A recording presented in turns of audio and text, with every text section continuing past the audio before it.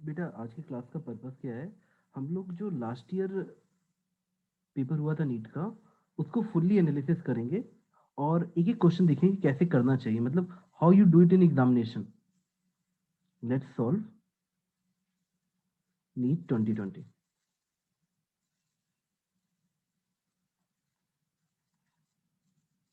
बेटा देखो, मैं हो सकता है बहुत तेजी से क्वेश्चन सॉल्व ना करूं, बट मेथड में आपको मैं एग्जैक्ट बताऊंगा कि आपको करना क्या है। आपके सामने ये क्वेश्चन नंबर 180 दिख रहा है बेटा। इस यस सर। इस क्वेश्चन को आप कैसे करोगे? कन्वेंशनल वे क्या होता है?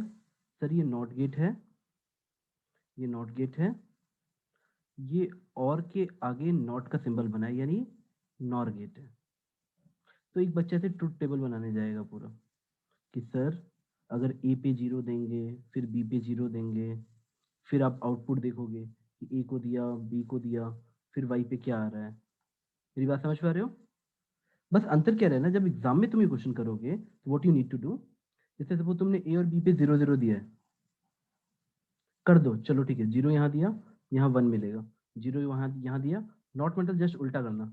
अब यहाँ पे 1 1 आया, तो और केस में ये 1 आ जाता। अगर नॉर्मल और होता तो 1 1 का 1 आता है, लेकिन उसके आगे बबल लगा है, बबल मतलब निगेट कर दो यानी 0। तो 0 0 0। तो उसी समय एग्जामिनेशन हॉल में आपका दिमाग कुछ ऐसे चलना चाहिए कि सर किस ऑप्शन में 0 0 0 मैच कर रहा है। तो बेटा एक पहला, मतलब आपको ये पैरेलल करना होता है, आपको सॉल्व नहीं करना है, तुरंत पैरेलल पैरेलल एलिमिनेट करना स्टार्ट करो। क्या आप मेरी बात समझ पाए कि पहला हो सकता है, दूसरा हो सकता है, तीसरा हो सकता है? क्या नहीं, तीसरा गया। बेटा कई बार आप इतने लकी होते हो ना कि जब आप 2 मूव करते हो ना तभी आपको आंसर समझ जाता है। देखो तीसरा चौथा नहीं हो सकता। मेरी बात समझ पा रहे हो? एग्जामिनेशन हॉल में आपको एग्जैक्ट इसका ट्रुथ टेबल नहीं बनाना होता है चारों के लिए, या इस गेट का इक्विवेलेंट गेट नहीं लिखना होता है, just go by elimination method. अब इन दोनों में ये देखना कि किस पे अलग दिया है। जैसे मुझे इतना पता लग गया इन दोनों में आंसर है, तो इस पे कॉमन हो गया, ये कॉमन हो गया, कौन से पे अलग है? देखो यहाँ 0 1 पे 0 दिया है और यहाँ पे 0 1 पे 1 दिया है, तो जैसे ही मैं सेकंड ऑप्शन चेक करता मुझे मेरा पता लग जाता। अगर ये सही निकला तो यही आंसर है, और अगर ये गलत निकला तो ये आंसर है। मतलब मैक्सिमम 2 वैल्यू पुटिंग से आंसर आ जाता है। ठीक है, ये क्वेश्चन पूरा सॉल्व कभी नहीं करते हैं। ये बात समझ आ गई बेटा? Yes yes sir. एग्जाम में आते हैं बेटा, और ये आपके ऊपर डिपेंड करेगा कि आप कितनी तेजी से करते हो उसको। 179 क्वेश्चन बेटा। और इससे बेटा आपको एक एक पता है, हम लोग एनालिसिस में ये भी करना चाहिए कि जैसे लाइक, हाँ सर ये किसका, ये आपके यहाँ सेमीकंडक्टर से आ गया। छोटी छोटी चीजें ऑब्जर्व करो। Second question, a resistance wire connected in a left gap of a meter bridge. मतलब अगर आपको डायग्राम याद है तो यहाँ पे 10 ओम है, इन the right gap at a point which divides the bridge wire into 3:2. If the length of the resistor wire is 1.5 meter, then the length of 1 ohm of the resistance wire is। बेटा आपको question समझ आया ये क्या कह रहा है? आपको एक रेजिस्टेंस वायर दिया है connected to the left gap of a meter bridge जो 10 ओम पे बैलेंस करता है, जो right meter bridge balances 10 ohm resistance in the right gap at a point which divide the bridge into 3:2। अरे कुछ नहीं बेटा, देखो मान लो एक 10 है और दूसरे वाले गैप में आर है, आपको बोला है कि ये 3:2 में डिवाइड करता है नीचे वाले ब्रिज से, 3:2। बेटा आपको पता है अगर ये बैलेंस हो रहा है तो R1/R2 इक्वल टू R3/R4, याद है ना बेटा? व्हीटस्टोन ब्रिज टाइप का कॉन्सेप्ट होता है मीटर ब्रिज में। यस यस तुम्हारे लिए क्या होता है? 10/R equal to 3/2, 10/R equal to 3/2, तो तुम्हारे ये वाला रेजिस्टेंस आ जाता। ठीक है, ये बात समझ गए? Yes sir. अब देखो क्वेश्चन में पूछा गया है, if the length of the resistance wire is 1.5, then length of the one of the resistance wire. ठीक है बेटा, अगर आपको इसकी रेजिस्टेंस वायर की लेंथ दे रखी है, देखो यहाँ पे हमारे आर की वैल्यू आ गई बेटा।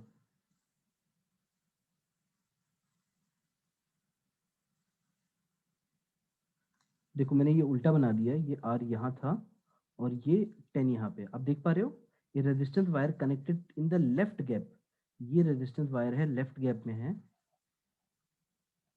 और ये वाला राइट गैप में, 10 ओम राइट गैप में, in the right gap at a point which divide the bridge in 3:2, 3:2 में डिवाइड कर रहा है। बाकी क्वेश्चन सेम था।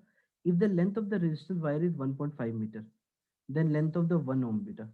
अच्छा एक चीज बताओ, मुझे रेजिस्टेंस की वैल्यू तो निकालनी आ गई ना, R/10 equal to 3/2, R/10 equal to 3/2 करूंगा तो मेरा R की वैल्यू कितनी आ जाएगी बेटा, 15 ओम आ जाएगी। Yes, sir. अब तो मुझे बताओ, अगर 15 ओम रेजिस्टेंस है और उसकी लेंथ 1.5 मीटर दे रखी है, ठीक है, तो तुमसे पूछा है 1 ओम का कितना रेजिस्टेंस होगा, तो कितना आ जाएगा बेटा, 0.1. कर लोगे बेटा, हो जाएगा। इसके बाद Yes, sir. Value putting Yes. बची, ठीक है। इज जस्ट लाइक कि आपको मीटर ब्रिज का कॉन्सेप्ट याद होना चाहिए कि सर, बेटा आप लोग को याद है कि मैं जल्दी से रिवाइज करा दूं, बताओ आपको ये सब समझ आ रहा है कि क्या हुआ है। Yes, sir. मीटर ब्रिज सिर्फ और सिर्फ व्हीटस्टोन ब्रिज के प्रिंसिपल पे काम करता है, सिंपल सा होता है, R1/R2 इक्वल टू R3/R4, और ये बैटरी से ऐसे कनेक्टेड रहता है, ठीक है बेटा। और यहाँ पे बीच में गैलोमीटर की रीडिंग 0 आते ही आपका बैलेंस हो जाता है। अब चलो नेक्स्ट क्वेश्चन पे मूव करते हैं। आपने देखा नेक्स्ट क्वेश्चन 79 डीसी का था। अब कैपिलरी ट्यूब का क्वेश्चन दिया हुआ है बेटा, क्या a capillary tube of radius r is immersed in water and the water rises to height h. The mass of the water in the capillary is 5 gram. Another capillary tube of radius 2r is immersed in water. The mass of the water will rise in the tube. बताओ बेटा,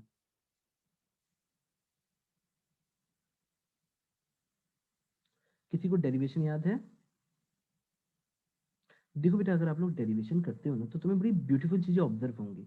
जैसे अगर कभी भी तुमको याद है, हमने इनसफिशिएंट लेंथ वाला किया था, कितना पानी राइज करता है ये फॉर्मूला सबने निकाल लेते हैं, ठीक है।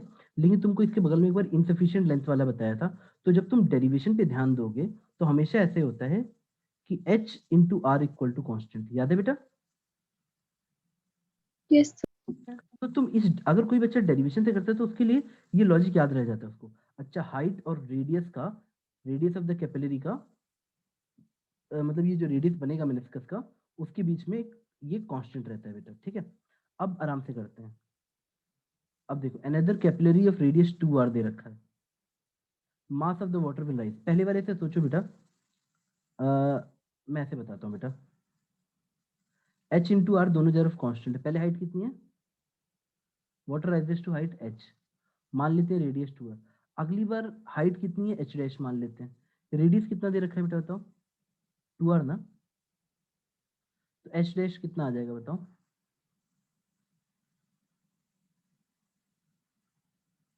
आप केस समझ गए बेटा? अगली बार कैपिलरी ट्यूब थोड़ी सी पहली बार पतली है, दूसरी बार मोटी है। हमने क्या देखा, h डैश की वैल्यू कितनी आ जाएगी, r/2। यहाँ तक लॉजिक समझ आ गया? अब आप बोलोगे सर इसका क्या मतलब हुआ बेटा, पहले भी इसका मतलब हो गया कि अगर पहले ट्यूब में हाइट h में और रेडियस r में 5 ग्राम पानी है, तो अगली बार वो हाइट, सॉरी h/2 बोल रहा हूँ, r/2 नहीं, h/2। अगली बार ये हाइट h/2 हो गई, और एरिया कितना हो गया बेटा, एरिया बढ़ेगा या घटेगा बताओ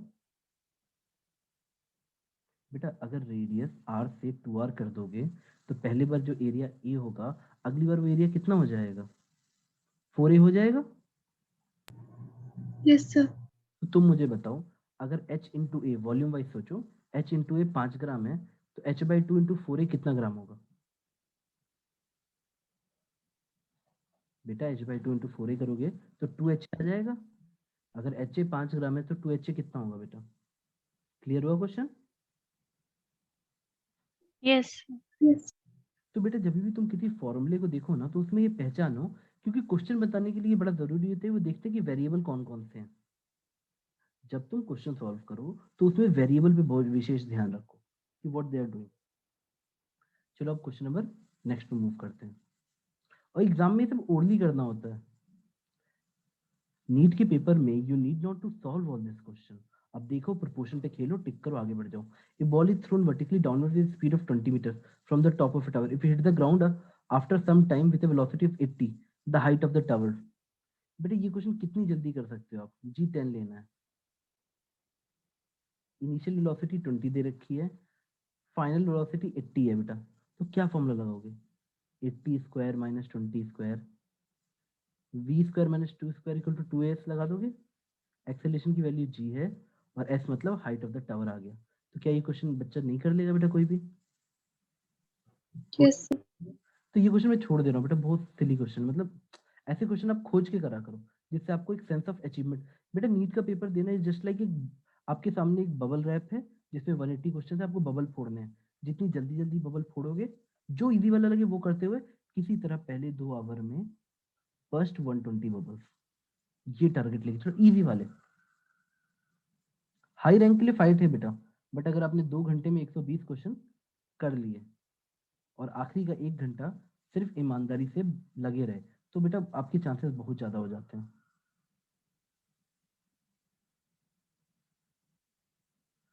चलो बेटा, क्योंकि ये लगभग आपको 500 के पास पहुंचा देगा, 480 मार्क्स सही वाले क्वेश्चन। उसके बाद आपकी फाइट शुरू थी, आखिरी के 1 घंटे में आपने फाइट मारी, तो इट कैन बी लाइक 660, 650, 610, 620, जैसा आप परफॉर्म करोगे बेटा। चलो हम लोग आते हैं अब नीचे और फिर से आते हैं क्वेश्चन नंबर 176 पे। टेकिंग बेटा इसमें आंसर बताओ, इस क्वेश्चन का आंसर क्या है? Question 176, taking into account of the significant figure what is the value of this minus this. Addition subtraction के लिए बेटा रूल क्या होता है बताओ? Sir, option 1. हाँ बट रूल क्या होता है, हम रिवीजन कर रहे हैं ना बेटा। Sir, जितने भी significant figures है maximum उतने रहेंगे.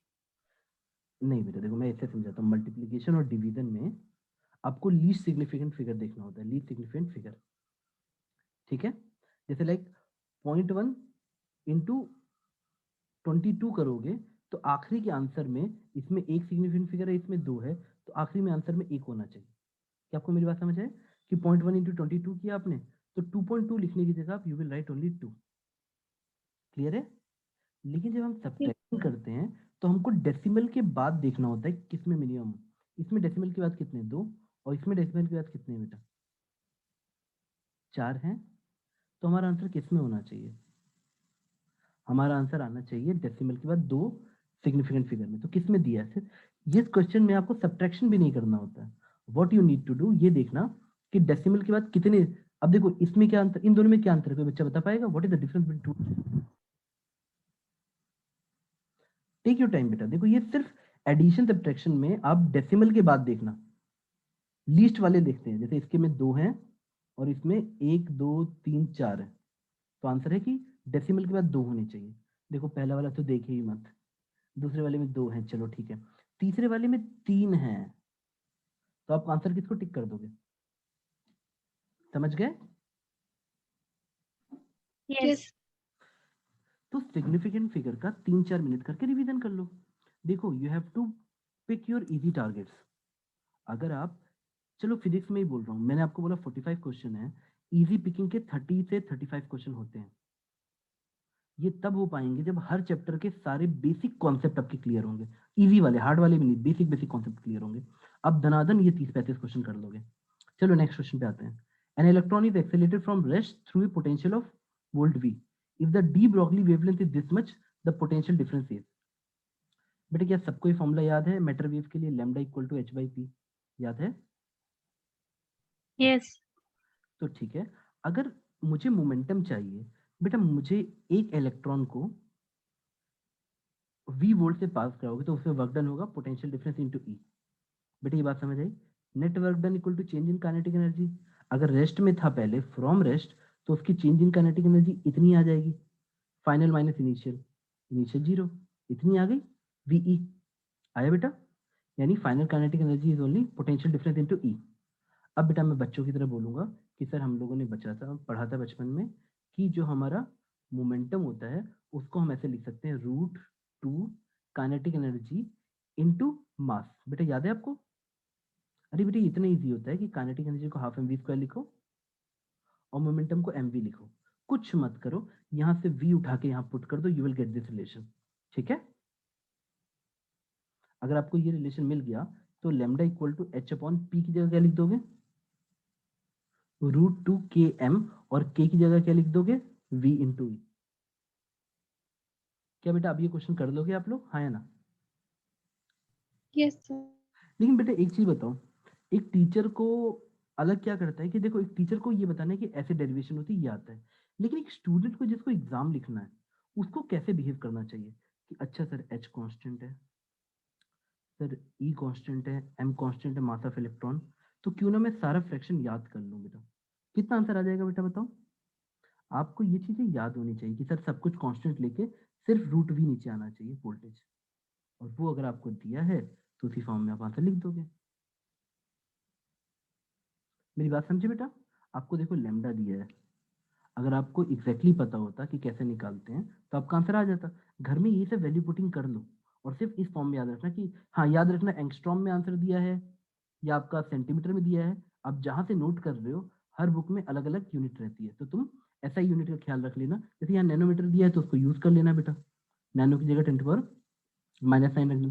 बेटा मेरी बात समझ गए? हो जाएगा क्वेश्चन? यस ठीक है बेटा, चलो। सर 10⁴ आ रहा है 10⁴ आर आ रहा है, क्या बोल रहे हो? सर, फोर्थ ऑप्शन आ रहा है। हाँ गुड बेटा, गुड बेटा। देखो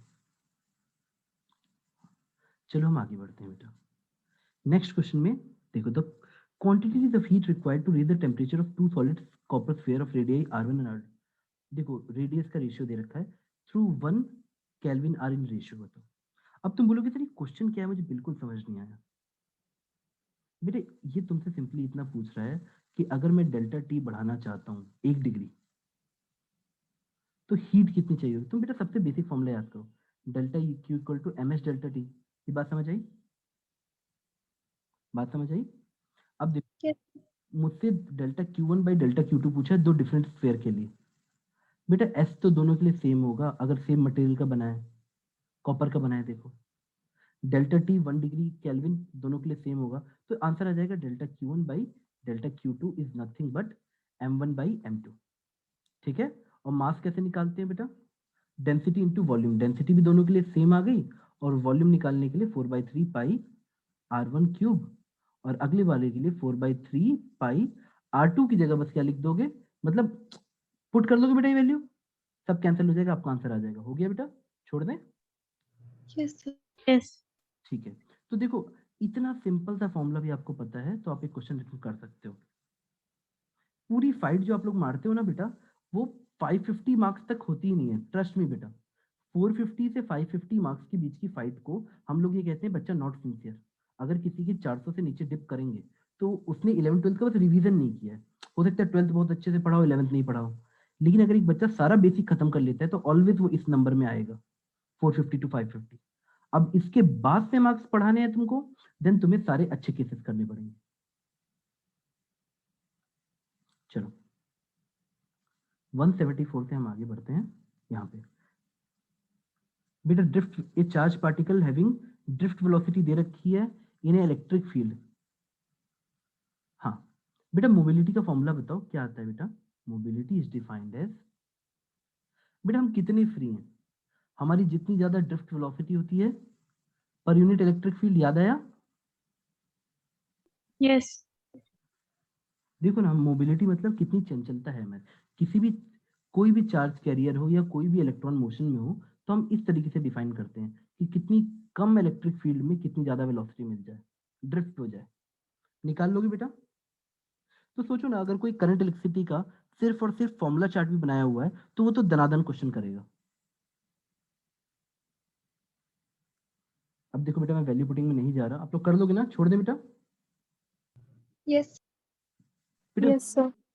आप जब घर में बैठे हो ना, एक स्टूडेंट की लाइफ कैसी होती है मैं बता रहा हूँ, वो घर पे बैठ के ना इलेक्ट्रॉन्स की ड्रिफ्ट वेलोसिटी का ऑर्डर तक याद रखता है और एग्जाम में डायरेक्टली टिक कर देगा बिना कैलकुलेशन किए। बेटा पता है आखिरी के जैसे आप 100 हो, आप अपने पोटेंशियल को 100 बोलते हो, बेटा हर दिन 102 बना सकते हो, और यही मेहनत आपको दूसरों से अलग करती है। अब जो 1-2% एक्स्ट्रा मारते हो ना, अब बोलोगे सर 100% से ज्यादा क्या होता है, मैं ये 100% नहीं बोल रहा हूँ, मतलब आज का जो आपका 100 है, अब उसमें सिर्फ 1% वैल्यू ऐड करना चाहो, आपको भले ही सब चीजें आती हो, हर बार कुछ नई तरीके से करो कि अच्छा ऑर्डर क्या होता है, मोबिलिटी का ऑर्डर किस रेंज में आता है इलेक्ट्रॉन के लिए। चलो आगे बढ़ते हैं बेटा, 173 के बाद वी विल कम टू 172। आपको एक सोलेनॉइड दिया है, लेंथ 50 सेंटीमीटर है और टर्न्स दे रखे हैं, करंट दे रखा है। बेटा मैग्नेटिक फील्ड वाला कौन सा फॉर्मूला लगेगा बताओ, लगा लोगे? इसमें बच्चे गलती क्या करते हैं बेटा बताओ? एन क्या होता है? Number of turns per unit length. लगा लोगे बेटा? ये तो सबसे बेसिक फॉर्मूला है। अच्छा बेटा कोई बच्चा ये बता सकता है अब तक जितने क्वेश्चन हमने किए हैं, क्या किसी भी क्वेश्चन के लिए आपको एनसीईआरटी या एससी वर्मा से ऊपर जाना पड़ा है अभी तक जितने हुए? No, sir. No, No, sir. कई बार जब बच्चे तुम लोग को क्वेश्चन टीचर कराता है, कुछ भी कराता है बेटा, वो तुमको अलग अलग एंगल से समझाने चाहते हैं, चाहे वो आपकी एक्स्ट्रा क्लास हो या डाउट क्लास हो। लेकिन आप ना जब अपने आप के लिए बाउंड्री बनाओ कि सर मैं कहाँ से रिवीजन करूंगी या करूंगा, तो बेटा do not make it waste, always go back to the basics. बार बार एनसीईआरटी पढ़ो, बार बार एससी वर्मा पढ़ो, ताकि तुम्हारे 45 में से ना लगभग 42 प्लस सही हो। बेटा 2-3 क्वेश्चन तो सबके गलत हो सकते हैं, या सही भी पूरे भी बच्चे सही करते हैं बेटा। चलो हम आगे बढ़ते हैं। 171 the permeability of the rod, ये बेटा कैसे निकालोगे बताओ? ससेप्टिबिलिटी दे रखी है, मैग्नेटिक फील्ड दे रखी है, the permeability of the material of the rod कैसे निकालोगे बताओ? बताओ बेटा। So permeability is equal to 1 plus susceptibility. हाँ बेटा, तो आपका आंसर कितना आ जाएगा बेटा, निकाल लोगे? Yes, sir. देखो बेटा हमको एक आयरन रॉड दे रखी है। अच्छा आप कितने बच्चों को ये सब छोड़, अच्छा तुम्हें मैग्नेटिक फील्ड का सबसे बेसिक फॉर्मूला याद है? कैसे लिखते थे हम लोग? Mu naught by 4 pi I D L cross R by R cube, याद है बेटा? सबसे basic formula Biot Savart's law. Yes. ठीक है। अब बेटा देखो, क्या तुम्हें नहीं लगता हर मटेरियल के साथ ये मैग्नेटिक फील्ड चेंज होनी चाहिए? आपको याद है हम लोग ऐसा बोल देते थे, अगर किसी मटेरियल के अंदर अगर हम जाते हैं तो ये जो म्यू नॉट का फॉर्मूला है, ये म्यू नॉट ना होकर mu naught into mu R हो जाता है, याद है आपको बेटा? तो क्या आपको ये पता है हम म्यू नॉट को क्या बोलते हैं? बताओ, what we call mu naught? Mu R क्या कहलाता है ये बताओ? और म्यू आर को हम कैसे डिफाइन करते हैं? अगर मैं ये लिख रहा हूं तो इसका मतलब क्या है? क्या आपके लिए इस टर्म का नाम पता है? क्योंकि एग्जाम में तो थोड़ा ना आपके हिसाब से बनाएगा, वो कुछ भी नाम रखेगा। आपको इसका नाम पता है, आपको इसका नाम पता है। क्या बेटा आपको ये सब चीजें पता कर लोगे या बोलो मैं बताऊं? बेटा इसको क्या बोलते हैं? Absolute permeability. इसको क्या बोलते हैं? Relative permeability. अब बेटा तुम्हें ये ससेप्टिबिलिटी याद है कि नहीं, जल्दी बताओ। Yes. Yes, sir. ठीक है। अगर देखो इन दोनों को मिला के लिखते हैं हम लोग म्यू, तो इसको परमिबिलिटी बोल देते हैं। अंतर समझो बेटा, मैं मान के चल रहा हूँ कि सारे बच्चे अच्छे हैं, सबको याद है, बट होता क्या है ना कि कई बार बच्चा वर्ड में धोखा खा जाता है। एग्जामिनेशन हॉल में फोकस की बड़ी रिक्वायरमेंट होती है। परमेबिलिटी, म्यू नॉट एब्सोल्यूट वाली, रिलेटिव वाली, और म्यू आर की वैल्यू होती है 1 प्लस काई पढ़ते हैं ससेप्टिबिलिटी। तो अगर तुम्हें सारे टर्म पता है, वो तुम्हें क्या ही कंफ्यूज कर लेगा बेटा। सारी चीजें दे, अच्छा सॉरी सॉरी सॉरी, सारी चीजें दे रखी हैं, तुम्हें एक एक चीज दे रखी है बेटा। बताओ, तुम्हें ससेप्टिबिलिटी दे रखी है, एक जोड़ दोगे तो क्या पता लग जाएगा बेटा बताओ? परमेबिलिटी। तुम्हें मैग्नेटिक फील्ड दे रखी है, permeability of the material of the rod कैसे निकाल लोगे बेटा?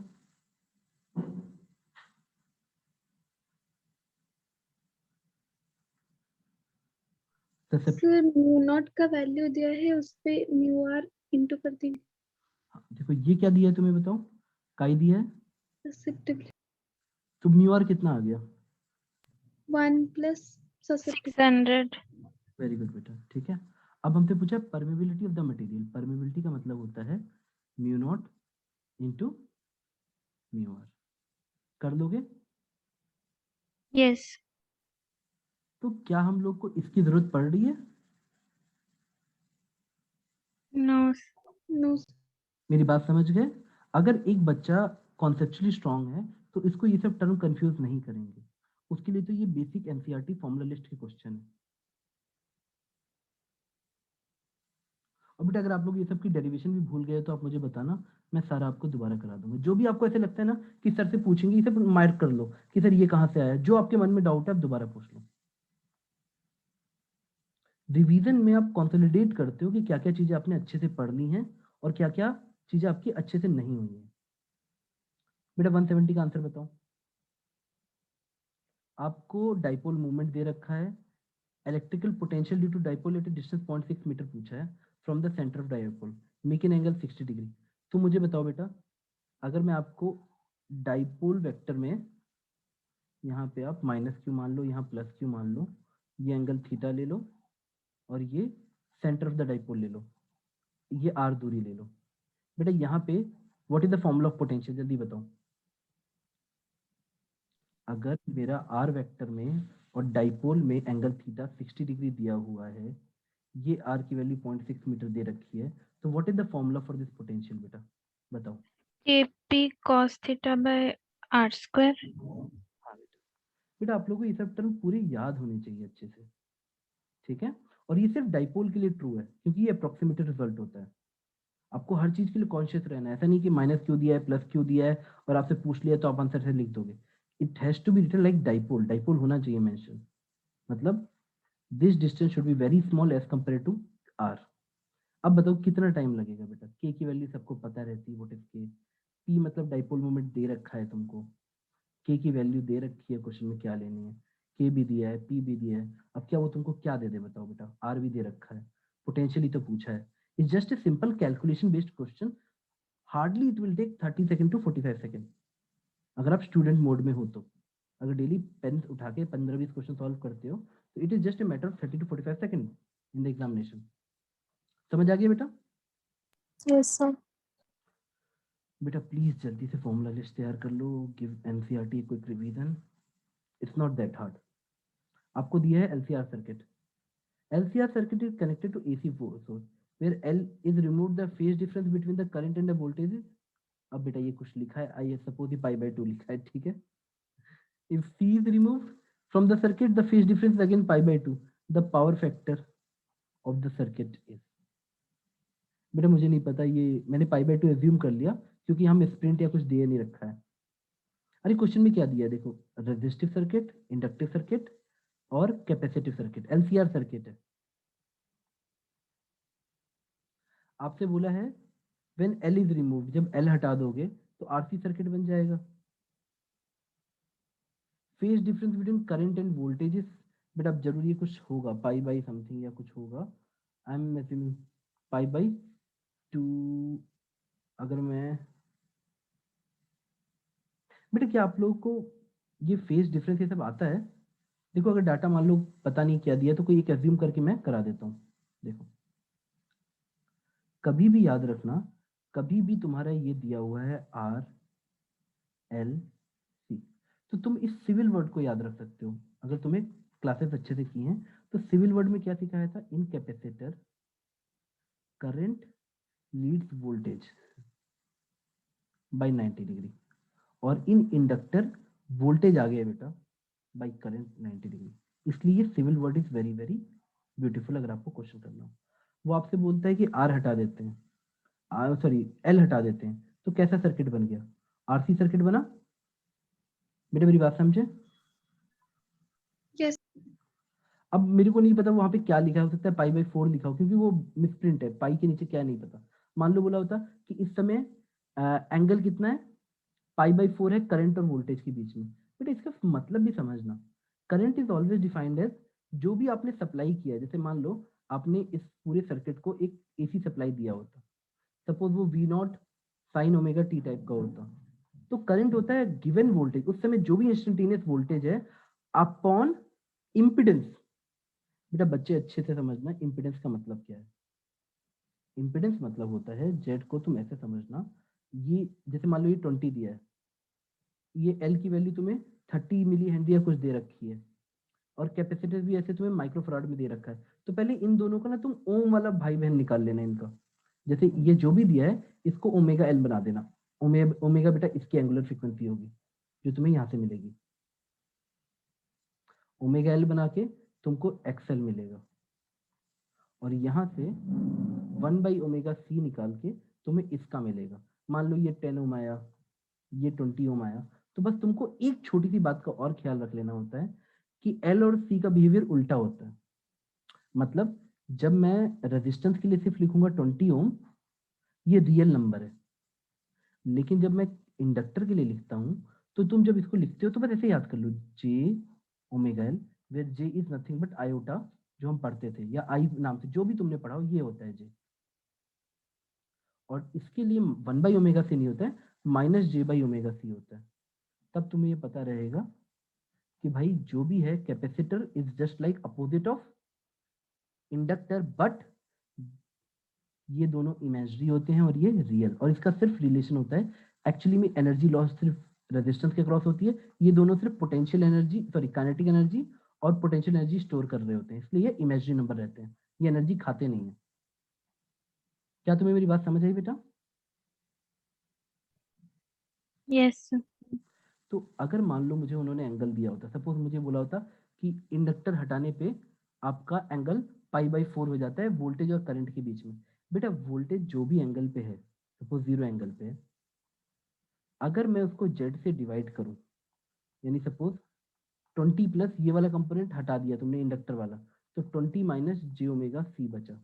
अब तुमको ये सब भाषा अजीब सी लगती है तो मैं तुमको हिंदी में समझा देता हूँ बेटा। देखो, तुमको कभी भी कंफ्यूजन आए, all you need to do कि सर जो भी सर्किट है, जैसा भी सर्किट है, अगर कभी भी तुम्हें एसी पे कमांड करनी है तो always begin with calculating Z, always begin and try to see Z like this, हमेशा, कि सर ये रियल वैल्यू है, ये एक्सएल माइनस एक्ससी है, और ये जेड है, और ये एंगल आपका फाई, और इधर cos फाई पावर फैक्टर होता है। पावर फैक्टर याद है बेटा? Yes. Yes. ठीक है बेटा। अब ऐसे क्यों? मान लो एक्सेल बड़ा हुआ तो आपको याद रहेगा, ऐसा कुछ हो जाएगा, ठीक है। और अगर एक्सेल छोटा हुआ तो आप यही ट्रायंगल ऐसे नीचे बना लेना, क्योंकि एक्सेल माइनस एक्सी नेगेटिव हो जाएगा और हमारा ये एंगल नेगेटिव आ जाएगा। डोंट वरी, सबसे पहले इंपीडेंस ट्रायंगल बनाते हैं। बना लिया बेटा? क्या ये चीज पे कोई डाउट है बेटा?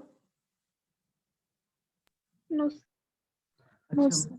मैं बच्चों की तरह तुमसे पूछता हूँ, अगर सिर्फ एल नहीं है, आर 20 ओम दिया है और तुमने कैपेसिटेंस वाला निकाला, ये भी 20 ओम ही आया, मतलब 1/ओमेगा c की कैलकुलेशन तुम्हारी 20 आई।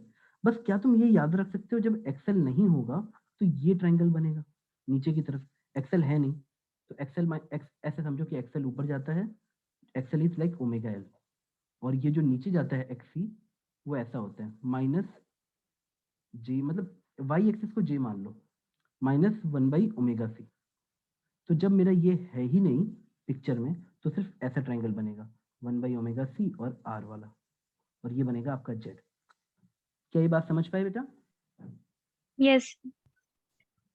तो अगर वो आपसे बोल रहा है कि इस तरह का सर्किट है, और मान लो उसने इंडक्टर हटा दिया और बोल रहा है कि वोल्टेज और करंट के बीच में एंगल 45 डिग्री बन रहा है, तो तुम एक बात बच्चों की तरह समझ सकते हो कि करंट, जैसे मान लो मैं तुमसे बोला कि सिविल याद रख लो, ये बात याद रख ली बेटा, सिविल कि कैपेसिटेंस में करंट आगे होगा वोल्टेज से, और इंडक्टर में एल में वोल्टेज आगे होगा करंट से। आपने ये बात सिविल वर्ड से याद कर ली।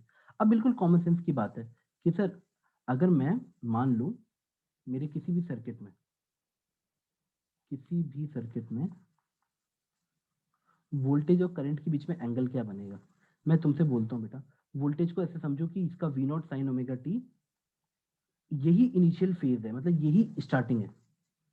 तो मेरा करंट हमेशा आता है वोल्टेज यानी V naught sine omega T upon Z, और जेड को हम लोग कैसे लिख सकते हैं बेटा? देखो, मान लो मेरा जेड आता है, जेड का सबसे यूनिवर्सल फॉर्मूला ऐसा होता, XL minus XC upon R, और ये फाई, और ये जेड, हाइपोटेन्यूज जेड होता। तब आप ऐसे लिख सकते हो कि सर हम जब जेड से लिखते हैं तो हम यहाँ पे ऐसे लिख सकते हैं कि सर जेड रियल वैल्यू से फाई आगे है, फाई आगे, यानी मैं ऐसे लिखता मैग्नीट्यूड ऑफ जेड और एंगल ऑफ फाई, तो ये ऊपर जाके माइनस कर देता उतना। बेटा मेरी बात समझ पा रहे हो कि करंट की वैल्यू, अगर आपको ये फेजर मेथड या इसे क्या कहते हैं, आपको अगर ये आई से निकालना नहीं आता है या जेड से, तो मैं आपको रियल वाइज भी समझा दूंगा। आपको V naught sine omega T, Z नीचे मैग्नीट्यूड बना और ये एंगल 0 माइनस फाइव चला गया, -5। अब आप बोलोगे सर ये कैसे कोई याद रख सकता है? तो बेटा कोई याद नहीं करता है इन सब चीजों को। आप बेटा क्या ऐसे समझ सकते हो कि सर मेरे को सिविल याद हो सकता है? मेरी बात समझे? और क्या आप ऐसे याद कर सकते हो कि सर जो भी बच्चा इम्पीडेंस ट्रायंगल निकाल लेगा, एसी के सारे क्वेश्चन करने की ट्रिक क्या है? एसी के सारे ट्रायंगल करने में सबसे पहले इम्पीडेंस को देखो, आर एल और सी जैसा भी दिया हो, आर एल सी जैसा भी दिया हो, उससे पहले सबसे पहले ये ट्रायंगल निकाल लो, एक्सएल माइनस एक्सी, आर और जेड फाइव। और याद रखना बेटा यही एंगल आएगा वोल्टेज और करंट के बीच में। सिंपल है रूल। इम्पीडेंस ट्रायंगल निकालते ही तुम 90% क्वेश्चन अपने एसी के कर लेते हो। आपका हमेशा करंट आएगा वोल्टेज यानी real part wise divide by Z. अब जैसे ही जेड को लिखोगे ये फाइव आगे था, वो ऊपर जाके -5 कर देगा। लेकिन बेटा पॉइंट वही है कि करंट और वोल्टेज में अंतर कितना आया, हमेशा 5 का आएगा। क्लियर है? Yes. वोल्टेज और Yes, करंट sir. में हमेशा यही वाला एंगल बनेगा। अब छोटी छोटी टेक्निक से याद कर लो। अब क्वेश्चन में तुम्हें दिया है कि सर एक काम करते हैं, क्वेश्चन का डेटा देखते हैं उसको दोबारा और जल्दी जल्दी अपने हिसाब से वैल्यू अज्यूम कर लेते हैं। क्वेश्चन में दे रखा है, लेट अस से π/4 ले लेते हैं, π/4 ले लेते हैं। When L is removed from the circuit, the phase difference in current and voltage is π/4. If C is removed from the circuit, the phase difference is again π/4. बेटा सोचो इतना इजी होता, अरे सर सब इम्पिडेंस ट्रायंगल का question दिया है, real part यानी रेजिस्टेंस हमेशा है। एक बार अगर कैपेसिटेंस नहीं है तो यहाँ पे अगर मैं इस एंगल को π/4 बोल रहा हूँ तो जेड ये बना, एक्सएल की वैल्यू जरूर आई होगी आर के बराबर, क्योंकि 45 डिग्री तभी बनता है जब परपेंडिकुलर बेस सेम होता है, यानी इसकी भी वैल्यू जैसे आर 20 होता, इमेजिन कर लेता तो एक्सएल भी 20 आता। क्या मेरी बात समझ आई बेटा? अगले केस में उन्होंने एल को रिमूव कर दिया और सी रहने दिया है, यानी एक्सी की वैल्यू भी 20 आई है क्योंकि आर को तो चेंज कर नहीं रहे, और फिर ये एंगल 45 डिग्री है। अब बेटा इस सिंपली शोज कि जब एंगल चेंज नहीं हो रहा है, एल और सी बराबर इफेक्ट दे रहे हैं। बेटा रेजिस्टेंस वही है, देखो जिस बच्चे को आता उसके लिए क्वेश्चन एक लाइन का होता, आर वही है, एक बार एक्सएल के साथ भी वही एंगल बन रहा है सर, और एक बार एक्सी के साथ भी वही एंगल बन रहा है। क्या ये बात तुम्हें समझ आई? एक्सी वाला भी एंगल और एक्सएल वाला भी एंगल सेम है, भले ये कोई भी लिखा रहता, π/2 कुछ भी लिखा रहता। बेटा इन एनी केस में जब तक ये दोनों एंगल सेम बन रहे हैं, मतलब एक्सएल का इफेक्ट और एक्सी का इफेक्ट सेम है। क्लियर? अब मैं Yes. कंप्लीट सर्किट को देखूंगा तो ये हमेशा रेजोनेंस में रहेगा। क्यों? एक्सएल और एक्सी जब बेटा जब रिमूव नहीं कर रहे हो तो ये आरएलसी है, आरएलसी, और मैं देख रहा हूँ एक्सएल और एक्सी बराबर है, that means only resistive circuit, that means power factor is equal to 1, क्योंकि एक्सएल माइनस एक्सी 0 हो गया है, तो आर इक्वल टू जेड हो जाएगा। बेटा इस क्वेश्चन को करने में 10 सेकंड नहीं लगेंगे अगर आपको सिर्फ इम्पीडेंस ट्रायंगल पे कॉन्सेप्ट क्लियर हो तो, छोटी छोटी टर्म उसके। मेरी बात समझ गए बेटा? आगे बढ़े। Yes. Yes, sir. किसी बच्चे के लिए ये सिंपल रिवीजन था जो पहले से जानता है, किसी दूसरे बच्चे के लिए ये रिमाइंडर होना चाहिए कि लेट्स रिवाइज एसी। मेरी बात समझ गए? हमेशा आपकी जंग अलग है, it's your war, you should know कि you are different from others, तो अपने हिसाब से लीड करो। assume that the light wavelength इतनी देर is coming from a star, the limit of resolution of telescope this much। बेटे जल्दी से आंसर बताओ इसका।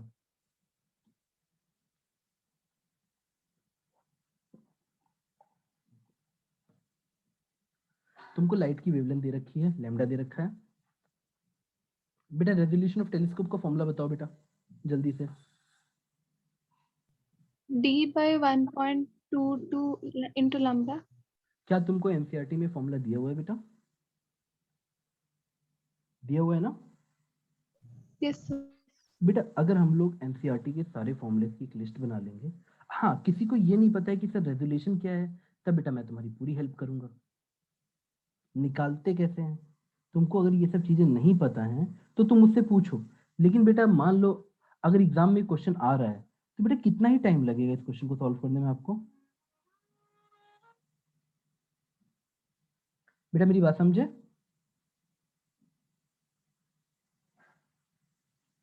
बेटा आप लोग को आवाज आ रही है?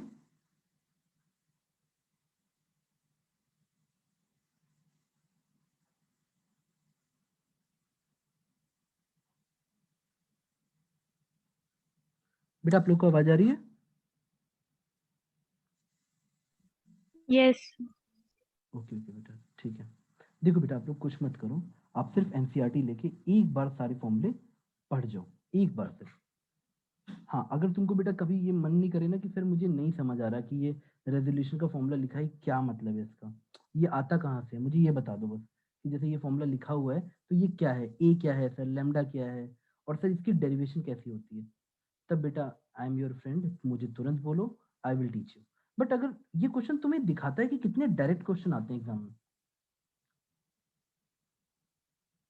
ठीक है बेटा। अच्छा तुम लोग की बुक्स में थोड़ा सा डेटा चेंज होता है, जैसे यहाँ डायमीटर बोला है, तुमको यहाँ पे वो कैसे सोचोगे, डायमीटर या वहां पे एपर्चर लिख देगा, पर बात वही होगी बेटा। मेरी बात समझ गए ना? पुट कर लोगे फॉर्मूला? Yes. अब नेक्स्ट क्वेश्चन पे बढ़ते हैं बेटा।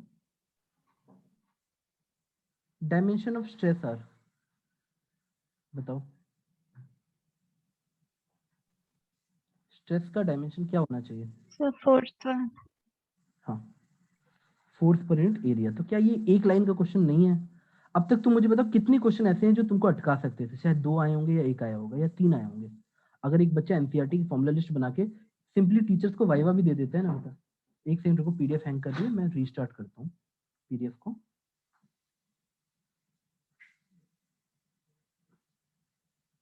बेटा एक सेकंड कहाँ चला गया? हाँ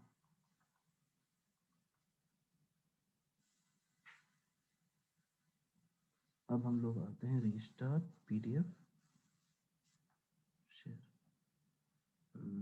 हम लोग थे बेटा, हम लोग यहाँ तक आ चुके थे ना, डायमेंशन स्ट्रेस हो गया था 166। बेटा कैपेसिटेंस का फॉर्मूला क्या आपको आता है बताओ? The capacitance of a parallel plate capacitor with a air as medium is this much. With introduction of dielectric, बेटा आपको बस इतनी छोटी छोटी बात याद है ना कि सर जहां जहां ई नॉट रहता है ई नॉट इंटू ई आर कर देते हैं या डायलेक्ट्रिक कांस्टेंट से मल्टीप्लाई कर देते हैं किसी भी इलेक्ट्रोस्टैटिक के फॉर्मूले में। इतना सिंपल है, भले वो तुमको कितना भी डराए कि गॉस लॉ ऑफ डायलेक्ट्रिक्स बताओ ये बताओ, तुम बोलो भाई नॉर्मल वैक्यूम के लिए इतना है, जहां पे मटेरियल आएगा मैं ई नॉट इंटू ई आर चिपका दूंगा, चाहे वो पूछे इलेक्ट्रिक फील्ड घट रही है या बढ़ रही है, तुमको पता है ये फॉर्मूला होता है नॉर्मल के लिए। जब किसी मीडियम में होगा तो बस ई आर नीचे लिख देना। समझ गए? कैपेसिटेंस था E naught A by D, आप चुपचाप से कैपेसिटेंस को E naught E R A by D लिख देना, जब बीच में डायरेक्ट्रिक डाल देंगे। कर लोगे? Yes, sir. Yes. अब बताओ Yes, sir. ई आर नहीं निकाल लोगे क्या? परमिटिविटी ऑफ द मीडियम नहीं निकाल लोगे? ठीक है, ये Yes. पता है ना रिलेटिव परमिटिविटी। आई होप बेटा आप लोग ये क्वेश्चन कर लोगे। आपका कितने टाइम्स हो गया ये बताओ? द कैपेसिटेंस ऑफ एयर 6 से 30 हो गया, तो ई आर की वैल्यू कितनी दे रखी है? कॉमन सेंस से बताओ, 5 दे रखी है। Yes, sir. परमिटिविटी होती क्या है बेटा? Permittivity is E not into E R, है ना? आगे आंसर, यानी simply 5 Yes. Into this much, 5 into this much. तो आपके क्वेश्चन कहीं ना कहीं कॉन्सेप्चुअल है, लेकिन बहुत कैलकुलेशन लंबे वाले नहीं है बेटा। आप देख पा रहे हो, थोड़ा सा कॉन्सेप्ट स्ट्रांग हो अब बच्चों की तरह निपटा दोगे। 165 बताओ। वाईडीएससी बेटा वेव ऑप्टिक्स का सबसे अच्छा टॉपिक है and you should do it. Revision इसका ऑफन करो। बताओ बेटा कितना आ रहा है? If the separation between the coherent sources is halved, the distance of the screen from the coherent source is doubled, then the fringe width। बेटा fringe width का formula बताओ क्या आता है, बताओ जल्दी बताओ।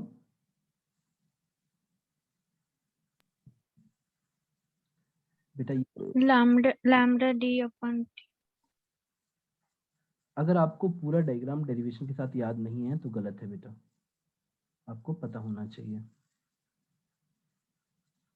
ये डिस्टेंस डी है, कौन सा डबल किया गया डिस्टेंस बेटा बताओ? Distance of the screen from the coherent source, यानी ये डी से क्या कर दिया गया है, 2d कर दिया गया है, और स्मॉल डी को घटा के कितना कर दिया गया है बेटा, स्मॉल डी को घटा के d/2 कर दिया गया है। समझ गए? और फ्रिंज विड्थ का मतलब बताओ पहले बेटा, जल्दी से बताओ, फ्रिंज विड्थ का मतलब क्या होता है बताओ, ताकि मुझे पता लगे कि आप डेरिवेशनल अप्रोच से जाते हो। देखो बेटा, जो So the distance between the light and the dark fringe. Light and dark, नहीं बेटा, बहुत सिंपल होता है। देखो, जैसे मैंने बोला, ऐसे सोचो, ऐसे दिख रहा है, ऐसे दिख रहा है, तो ये ब्राइट है। अगला ब्राइट कब बनेगा, ये, तो ये डिस्टेंस को बोलते हैं, ये वाले, या दो कॉन्जिक्यूटिव डार्क को, दोनों बराबर ही आते हैं बेटा। क्या ये देख पा रहे हो? ये वाले को हम लोग बीटा या फ्रिंज विड्थ कहते हैं। कोई डाउट है बेटा? No, sir. तो मान लो अगर तुम्हें फॉर्मूला पता है तुम्हारा, तो कितना टाइम लगेगा बेटा बताओ इसमें?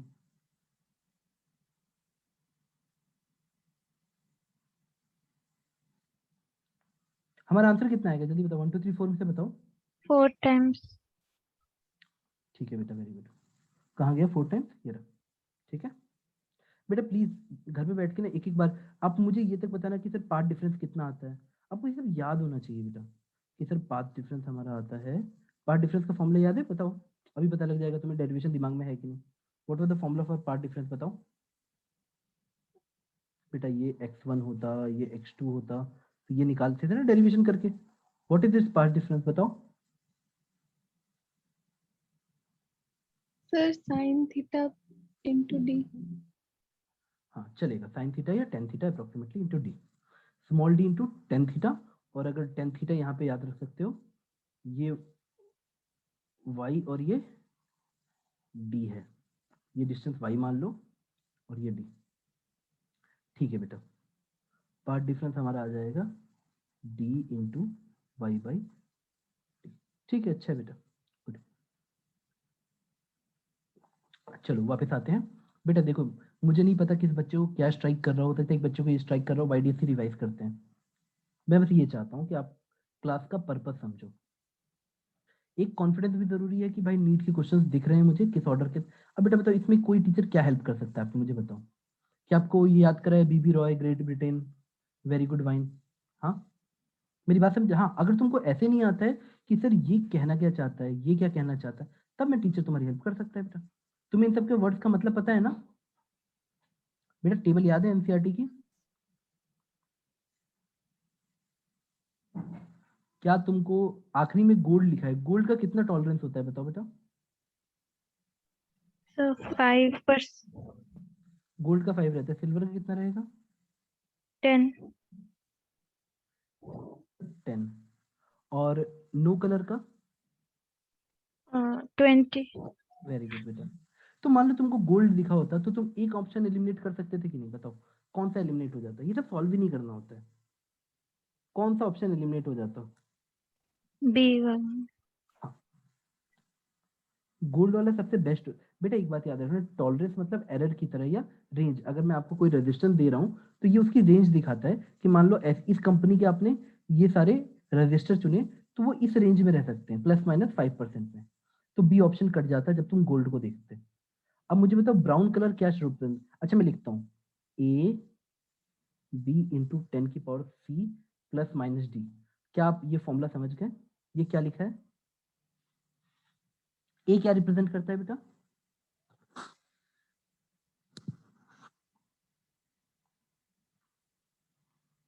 यहाँ Sir, पे, yellow. हाँ वेरी गुड बेटा। और आपका सी क्या रिप्रेजेंट करता है? Sir, brown.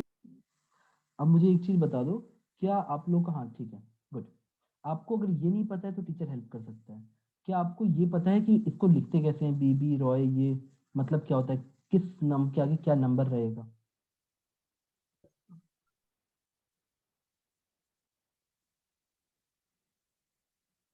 क्या आप ये सब याद कर चुके हो बेटा? BB Roy, Great Britain, very good wine. बेटा आपको ये याद चाहिए होता है। और कैसे सर, आप अब बोलोगे सर कैसे पता बी क्या है, बी क्या है, दोनों ब्लैक और ब्राउन कौन सा है? तो बेटा तो अपने हिसाब से चीजें बना सकते हो कि जो डार्क वाला है ऊपर है, अपनी लॉजिक डेवलप करनी पड़ेगी। जैसे मैंने याद किया था, जो ज्यादा डार्क है वो ऊपर है, तो ब्लैक ऊपर आ गया था। ठीक है बेटा, आपको ये बात समझ आई? Yes. ठीक है बेटा, first significant figure, second significant figure, multiplier of 10 की पावर, ठीक है, ये वाला, और ये टॉलरेंस एक बच्चा तुरंत कर लेता। अब अगर येलो दिया है तो येलो किस नंबर पे आ रहा है बेटा बताओ?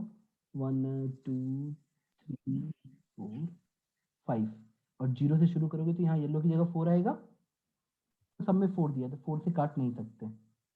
मेरी बात समझ गए ना बेटा? Yes. Yes. तो अगला नंबर क्या आएगा? देखो 7 भी सब में दिया है। तो अब ये कंफ्यूज तुमको कहाँ किया है? तुम ब्राउन से निकाल सकते थे। आंसर किस टाइप का आना चाहिए? 47 इंटू 10 टू पावर, ब्राउन का पावर क्या है बेटा बताओ? 1. 1। तो 47 इंटू 10 पावर 1 होना चाहिए। ऐसा कोई है क्या बेटा? 47 into 10 to power 1 plus minus 5%, ऐसा कोई है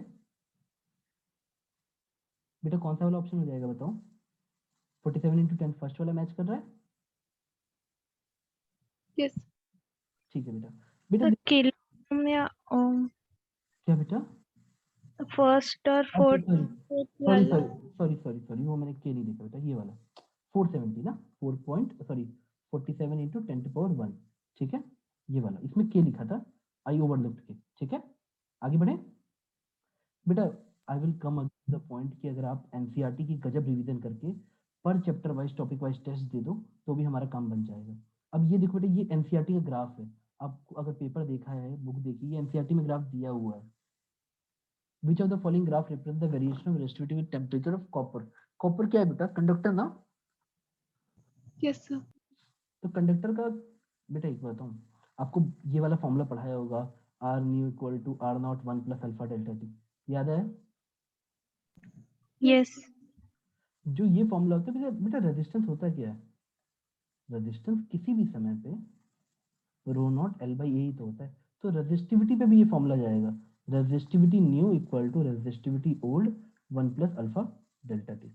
अब बताओ इसमें से कौन सा फॉर्मूला मैच कर रहा है? टेम्परेचर बढ़ाओगे तो रेजिस्टिविटी बढ़नी चाहिए, घटी कहाँ ये बताओ, वो पहले काटो। समझ गए? और कहीं भी नीचे और देखो, यहाँ पे भी घट रही है ना, तो 2 और 4 नहीं हो सकता। अब कौन सा वाला दिख रहा है बेटा बताओ? So third one. Third one वाला। बेटा आपको एनसीईआरटी में कौन सा ग्राफ दिया हुआ है बताओ? बेटा कंडक्टर की रेजिस्टिविटी टेम्परेचर के साथ बढ़ती है, तो ये लीनियर क्यों नहीं है? आपको तो ये फॉर्मूला भी पढ़ाया गया है, तो ये लीनियर क्यों नहीं बन रहा बताओ?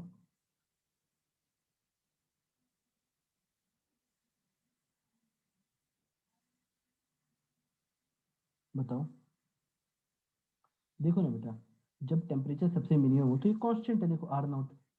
फिर जैसे जैसे टेम्परेचर बढ़ रहा है लीनियरली बढ़ रहा है, तो ये वाला ग्राफ क्यों नहीं, आप इस वाले ग्राफ को क्यों सेलेक्ट कर रहे हो बताओ? बताओ। Sir, टेम्परेचर अगर इंक्रीज होगा तो टाइम डिक्रीज. टाइम डिक्रीज होगा? टाइम नहीं है रे बेटा, वो टेम्परेचर। तो वो रिलैक्सेशन टाइम. अच्छा, रिलैक्सेशन टाइम से बताना चाहते हो? चलो ठीक है। अच्छा एक काम करते हैं, तो क्या ये फॉर्मूला गलत है?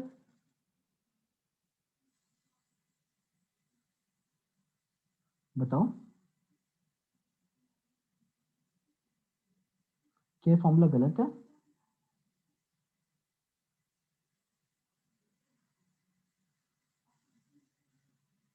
जल्दी बताओ, आप लोग को ये फॉर्मूला बताया था ना कि जब टेम्परेचर बढ़ता है तो रेजिस्टेंस भी बढ़ता है फॉर कंडक्टर, आर ओल्ड।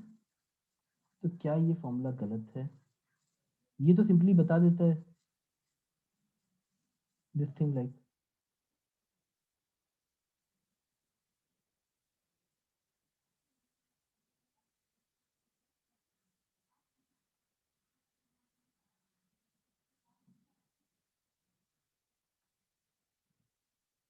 बेटा हमेशा याद रखना, ये सारे फॉर्मूले सिर्फ छोटी रेंज के लिए ट्रू होते हैं। ये सारे फॉर्मूले छोटी रेंज के लिए ट्रू होते हैं। क्या ये बात समझ गए? छोटी रेंज में कोई भी ग्राफ स्ट्रेट लाइन नहीं होता है। क्या ये बात क्लियर हुई बेटा? Yes. टेक्निकली बच्चे तुमको दिया है क्वेश्चन इसीलिए कि एक बच्चा सोचे कि हमने याद किया था कि अगर हम देखो वो ऐसे लिख लेगा कि रेजिस्टिविटी का फॉर्मूला होता है rho naught 1 plus alpha delta T. उसका दिमाग कहेगा कि sir rho naught plus rho naught alpha delta T, कि सर ये y equal to c plus constant m into x type का स्ट्रेट लाइन आना चाहिए। बच्चा बोलेगा सर ये आंसर होना चाहिए। बट बेटा सुनो, कोई भी कर्व बहुत छोटे पे स्ट्रेट लाइन ही होता है। ये सारे फॉर्मूले तब डिफाइन होते हैं जब टेम्परेचर डिफरेंस बहुत छोटा हो। छोटे डिफरेंस के लिए every graph is a straight line. तो ये फॉर्मूला सही है but just for small temperature difference, यहाँ से यहाँ तक के लिए, पूरी ग्राफ के लिए सही नहीं है। ये बात समझे? Yes. Correct answer is 3 only and Y 1 was given, ताकि एक बच्चा जो याद, देखो एक बच्चा स्टेटमेंट याद करके आया है कि सर सेमीकंडक्टर का रेजिस्टिविटी घटती है, कंडक्टर की बढ़ती है। मेरी बात समझे? तो जो घटने और बढ़ने के लॉजिक से करता है वो यहाँ यहाँ फेल हो जाता, इन दोनों में कंफ्यूज हो जाता। लेकिन जिसको एक्चुअली में पता है कि क्या होता है वो सही कर देता। चलो आगे बढ़ते हैं।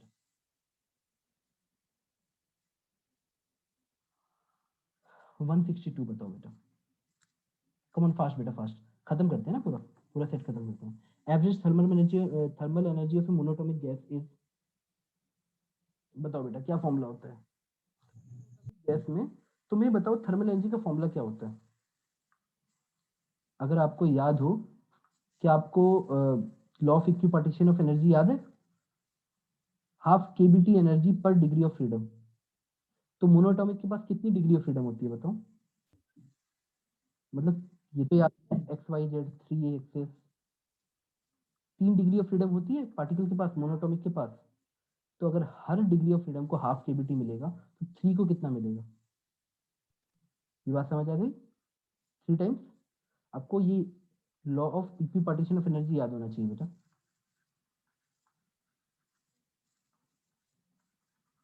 हो गया बेटा? समझ आया? Yes.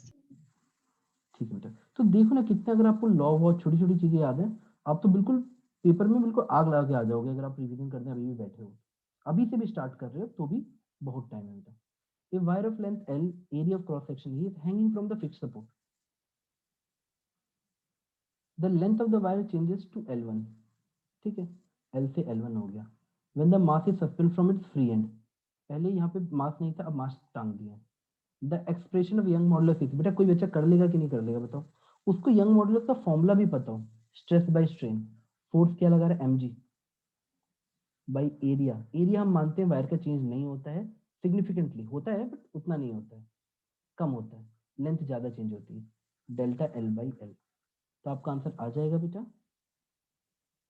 बेटा डेल्टा एल क्या हुआ आपका? L1 minus L. तो Young modulus equal to mg by area, L ऊपर चला गया और डेल्टा एल की लिख दिया L1 माइनस एल। तो क्या ठीक है बेटा? कौन सा एक्सप्रेशन मैच कर रहा है जल्दी बताओ? Sir, option 4. Option number 4।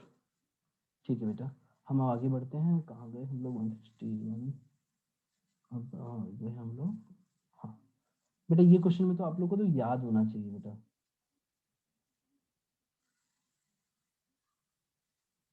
कितना आंसर आया बेटा इसका बताओ?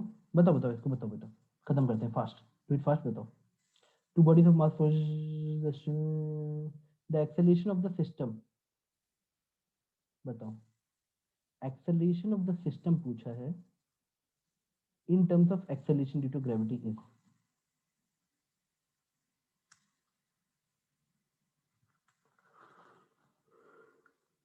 बेटा बताओ जल्दी बताओ फास्ट, कैसे करोगे? बेटा देखो किसी भी एंट्रेंस में बच्चे से ये उम्मीद नहीं होती है कि वो बहुत टफ क्वेश्चन करेगा, बट उससे ये उम्मीद हमेशा होती है कि वो बेसिक्स को समझेगा। Sir, option 3. ऑप्शन 3।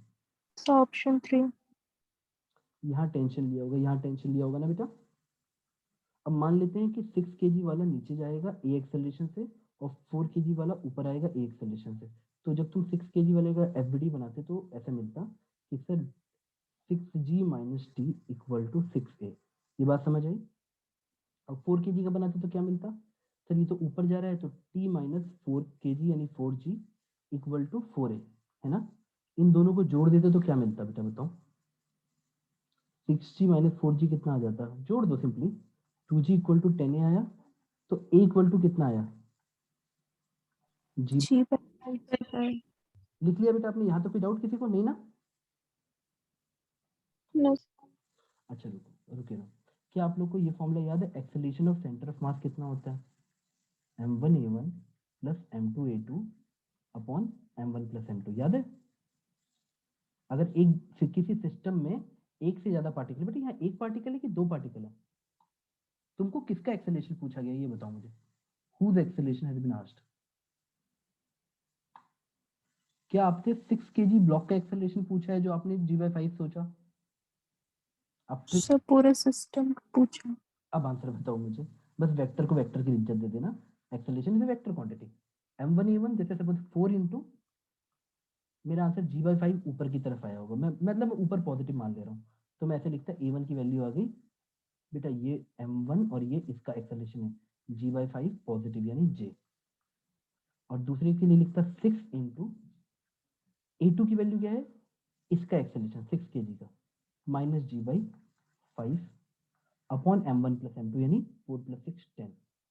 देख पा रहे हो बेटा? तो कितना आ गया मुझे बताओ बेटा?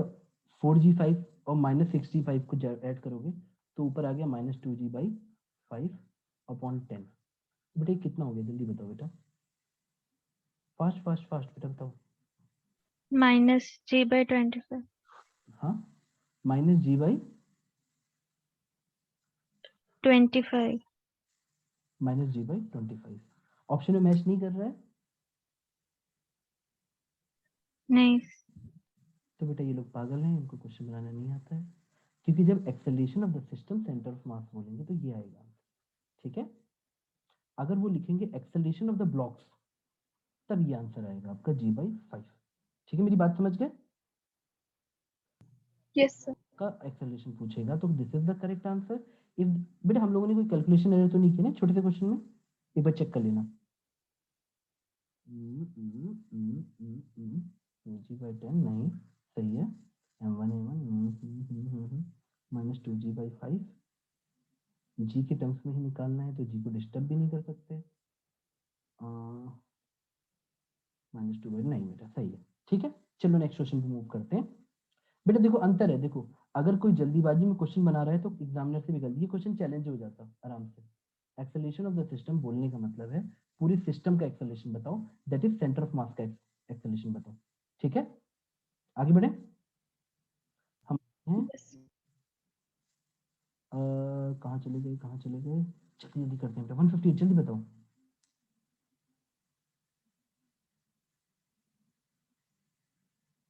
ये बताओ बेटा कैसे करोगे? Do you really need to know कि इन दोनों से क्या बनता है? आप एग्जैक्टली कैसे करोगे बताओ? आप इस पे ध्यान दोगे कि यहाँ क्या हो रहा है, यहाँ क्या हो रहा है, न्यूट्रॉन क्या है। बेटा कंजर्वेशन ऑफ प्रोटॉन्स या चार्ज, मतलब वैसे सोच लो बेटा, प्रोटॉन्स नहीं बोला, कंजर्वेशन ऑफ चार्ज से करना। जो भी मेथड आपको याद है, आपको ये नहीं याद रखना होता कि बेरियम बनेगा, ये बनेगा, ये बनेगा। बच्चों को लगता है ये सब याद करना होता है। तुम बताओ, तुम इस क्वेश्चन को अपने दिमाग में ऐसे लिखो, 235 यूरेनियम 92। बेटा ये ऊपर क्या लिखा रहता है बेटा बताओ, और नीचे क्या होता है? फिर ऊपर मास होता है और नीचे नंबर, एटॉमिक नंबर। ठीक है, यानी यहाँ पे हम बोल सकते हैं number of protons plus neutrons, और नीचे हम क्या बोलते हैं? Number of protons. सिंपल भाषा यूज करें। और इसको किसके साथ बम्बार्ड करा है? एक न्यूट्रॉन के साथ, और इससे क्या मिला? 3 न्यूट्रॉन प्लस एक्स। एक्स क्या है हमें निकालना है, ठीक है।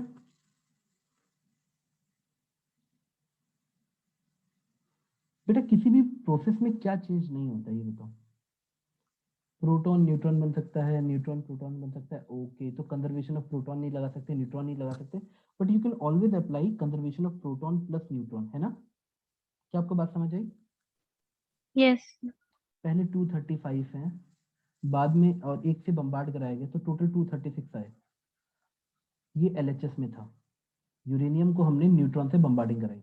RHS में जाके देखते हैं 3 न्यूट्रॉन निकले।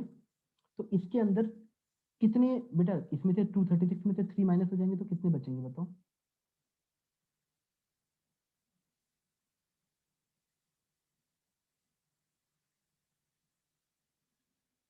बताओ बेटा, 233 टाइप का कुछ बनेगा? Yes.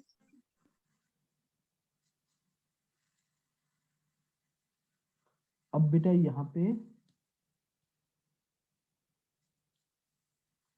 एक सेकंड रुको बेटा, लेकिन इसके आगे कुछ मल्टीप्लाई भी हो सकता है।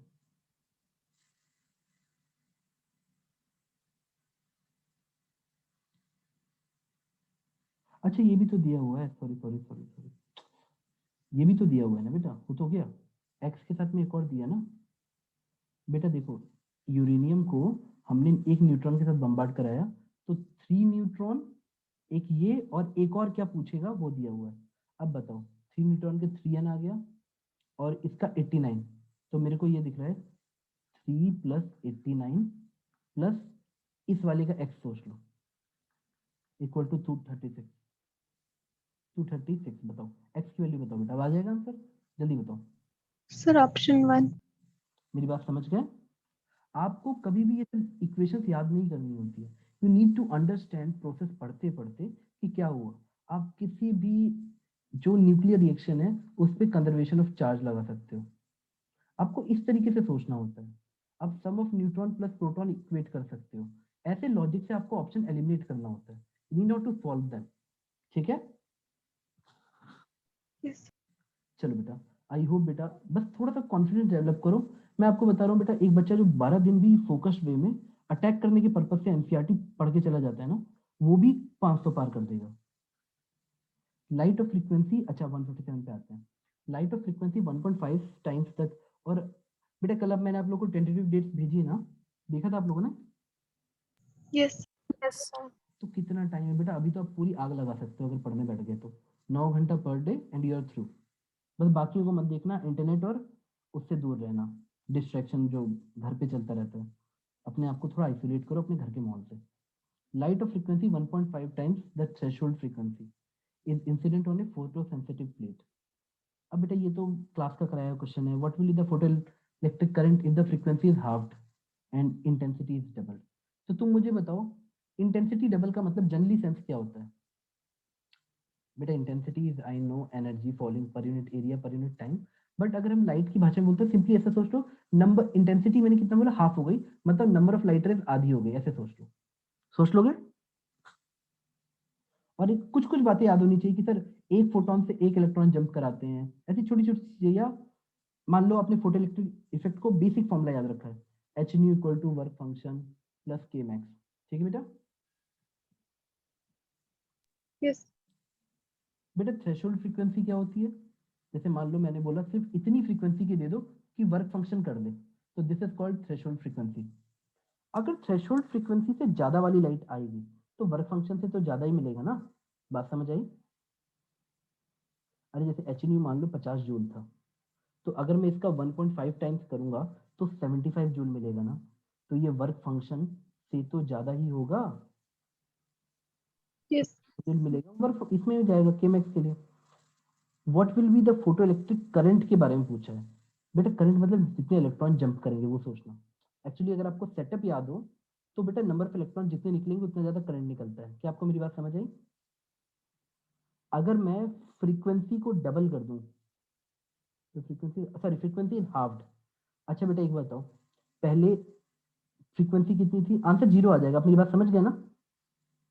क्यों? मान लो 50 जूल पे वर्क फंक्शन होता है, अगर मेरी लाइट की फ्रीक्वेंसी 1.5 टाइम्स है यानी 75 जूल दे पाएगी। अगर मैं इसको आधा कर दूं तो 47.5 होगा ना, तो सॉरी 37.5 होगा ना। क्या आप बात समझ पाए? Yes. 7.5 पे निकलेगा जब वर्क फंक्शन ही 50 जूल का है। आंसर इज 0, एक भी इलेक्ट्रॉन नहीं निकलेगा। करते रहो इंटेंसिटी 50 गुना देते रहो, कोई फर्क नहीं पड़ेगा। ठीक है?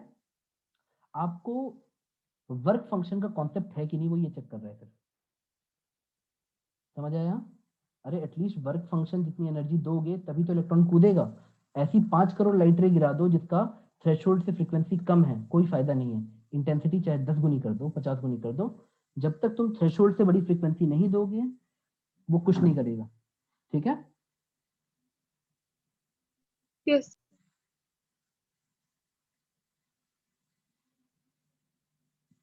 तो मैं इसको क्लियर करता हूँ। चलो हम आगे बढ़ते हैं। हाँ बेटा ये 156 बताओ। For transistor action which of the following.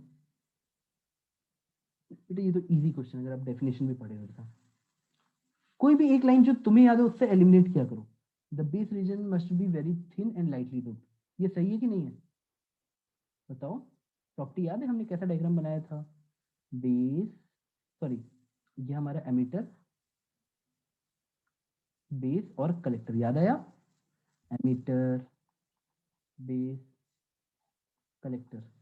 सबसे थिन कौन सा था? बीच वाला था, और लाइटली डोप था ना, तो ये करेक्ट है। क्या हमसे क्या पूछा है? करेक्ट। ठीक है, बात याद आई? हाईली डोप्ड, कुछ कुछ याद करो बच्चा। हाईली डोप्ड बेसिक क्लास से याद करो। Moderately doped, base, lightly doped.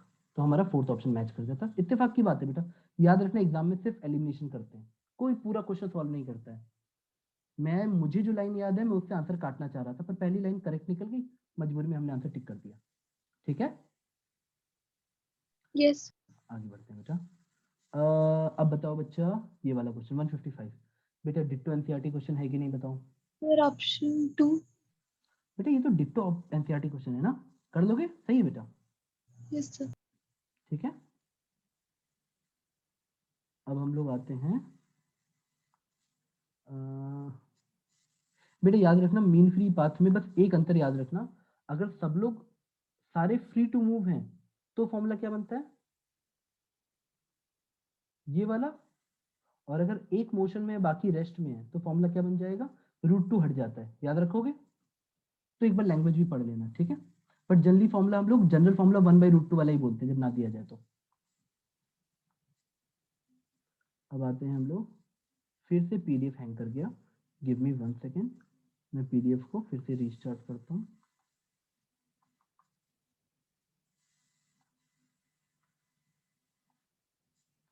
कहाँ पे चले गए हम लोग?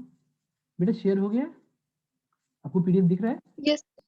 अच्छा ठीक है, एक सेकंड से नीचे आता हूँ। चलो 154 का आंसर बताओ बेटा। अब बेटा ये तो पाप जैसे क्वेश्चन देते हैं। ये दे रखा है इस connected 200 volt battery 50 RMS value of the current बताओ, क्या कर लेगा कोई? फ्रीक्वेंसी दी है तो ओमेगा निकाल लोगे, 2πf निकल गया। कैपेसिटर दिया हुआ है तो इम्पीडेंस कैसे निकाल लोगे? सिर्फ कैपेसिटिव सर्किट है ना बेटा, तो कैसे निकाल लोगे बेटा बताओ? इम्पीडेंस हमारा आ जाएगा j/-j/ओमेगा सी, बट सिर्फ ओनली कैपेसिटर है तो डोंट वरी, 1/ओमेगा सी जल्दी जल्दी निकाल लो। क्या आप ही काम कर लोगे? 2πf इंटू सी, देखो सी भी दिया हुआ है, पुट हो जाएगा, जेड आ गया। Yes. करंट को ऐसे निकाल लोगे कि सर गिवन वोल्टेज। अच्छा ये बताओ, जब कभी ऐसे लिखते हैं तो ये आरएमएस रहता है या मैक्स रहता है बताओ? सब क्लास में बताया बच्चा आप लोग को। So RMS. वेरी गुड बेटा। तो हमको जब ये आरएमएस वैल्यू दे रखी है तो हम ऐसे बोलेंगे I R M S equal to V R M S upon Z. Answer आ गया आपका, जेड निकालना जानते हैं आप, कर लोगे? Yes, sir.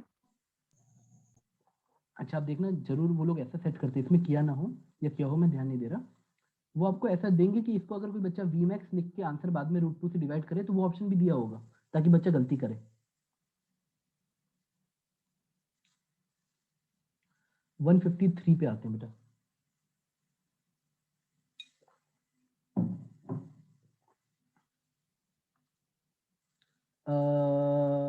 चलो, the increase in the width of depletion region in PN junction diode is due to. अब बताओ, ये कितना बेसिक सवाल है, अगर आप क्लास में थे। डिप्लीशन जोन पतली हो जाती है जब फॉरवर्ड बायस करते हैं, और डिप्लीशन जोन मोटी हो जाती है जब हम रिवर्स बायस करते हैं, याद आया? Yes. तो तो कौन सा ऑप्शन मैच कर जाएगा बेटा बताओ? Second. हाँ, the increase in the width is only reverse bias. Forward में तो बेटा करंट फ्लो कैसे होगा अगर वो पतला नहीं होगा तो? क्योंकि डिप्लीशन जोन नहीं चाहता कि हैवी करंट बहे। In a certain region of space volume दे रखा है, इलेक्ट्रिक पोटेंशियल दे रखा है। बेटा आप मुझे बताओ 5 volt throughout the electric potential 5 volt throughout दे रखा है। अच्छा एक चीज बताओ, छोड़ छोड़ मैं तुम्हें ऐसे बताता हूँ, कितने बच्चों को ये याद है E equal to minus dV by d r? बच्चों वाला फॉर्मूला याद है? Yes. Yes. अब कोई भी अगर इक्वी पोटेंशियल सरफेस है जिसमें पोटेंशियल चेंज ही नहीं हो रहा है, सेम है, तो यानी चेंज इन पोटेंशियल कितना हो गया? dV कितना हो गया? 0 हो गया। तो इलेक्ट्रिक फील्ड कितनी होगी बेटा बताओ? अरे बेटा जैसे कंडक्टर याद कर लो, conductor is equipotential surface, जो पोटेंशियल होता है पूरी कंडक्टर का एक ही होता है। तो जब थ्रू आउट पोटेंशियल सेम है तो इलेक्ट्रिक फील्ड कहाँ से आएगी जब dV होगा ही नहीं? तो इलेक्ट्रिक फील्ड क्या होगी इस रीजन में? 0। आंसर खत्म। एक लाइन का क्वेश्चन है, अगर आपको रिलेशन समझ आता है तो। क्योंकि टेक्निकली हम चेंज इन पोटेंशियल को ऐसे ही निकालते हैं minus E dot D R. बेटा लेंथ तो हर जगह चेंज होगी, अगर इलेक्ट्रिक फील्ड 0 कर दोगे तभी तुम्हारे पोटेंशियल चेंज 0 होगा, वरना हमेशा आएगा। समझ गए? चलो आते हैं हम लोग 152 के बाद में 151 पे। जल्दी बताओ बेटा 151 क्या कह रहा है क्वेश्चन पढ़ो।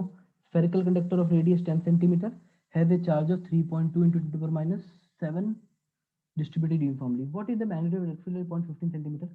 अब बताओ बेटा, एक ना कोई भी स्फेरिकल चीज हो, अगर कंडक्टर है कैसा भी है, कंडक्टर नहीं भी है और स्फेरिकल है, तुम जब उसके बाहर चले जाते हो ना तो वो पॉइंट चार्ज हो जाता है। मेरी बात समझे? अब बताओ आंसर क्या है। तुमको रेडियस 10 सेंटीमीटर दे रखा है पर तुमसे पूछा तो बाहर है ना, what is the magnitude of electric field? तो के क्यू बाई आर स्क्वायर, खत्म। और आर की वैल्यू कितनी है? 15 सेंटीमीटर, खत्म। ठीक है, पॉइंट चार्ज बना दो। अगर तुम स्फीयर के बाहर हो तो इस पूरे स्फीयर को यहाँ पॉइंट चार्ज बना के फील करके आंसर निकाल लो, आंसर आ जाएगा। कर लोगे? Yes, sir. के दिया है, क्यू बेटा तुमको दे रखा है, कहाँ गया?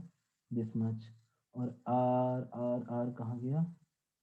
आर हमें 15 दे रखा है, हमारा आंसर आ जाएगा। 151 हो गया। अब आते हैं 150।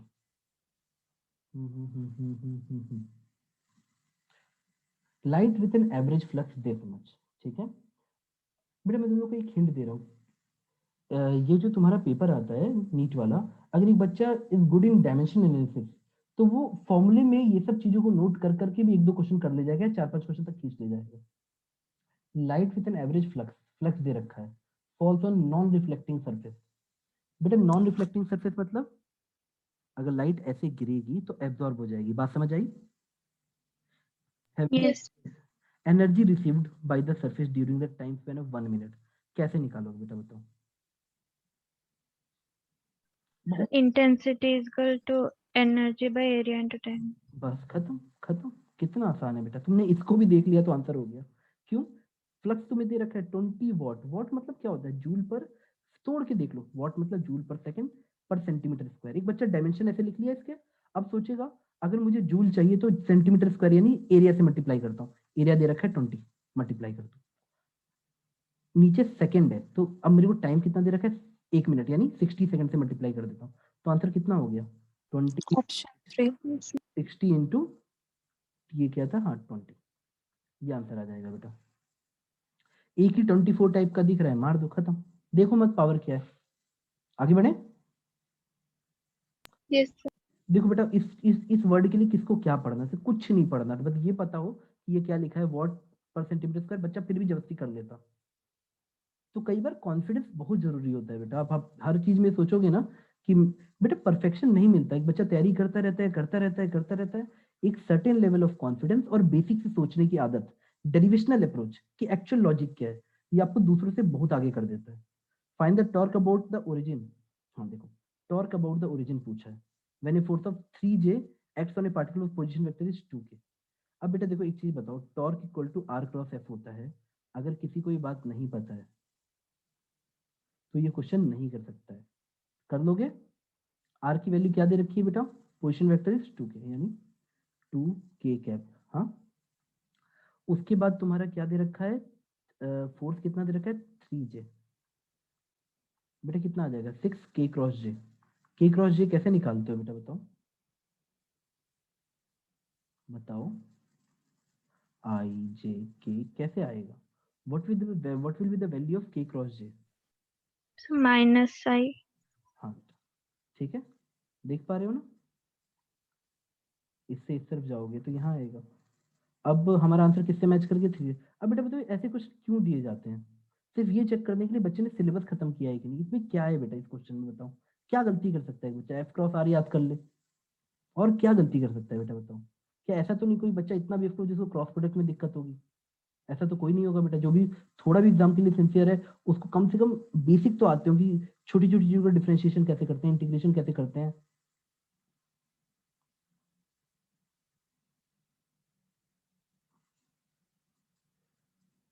और बेटा मैं तुम्हें बताऊं, बिल्कुल ईमानदार से बता रहा हूँ, 2 साल लेके डॉक्टर बनना फर्स्ट अटेम्प्ट में आईआईटी निकालने से भी ऊपर होता है।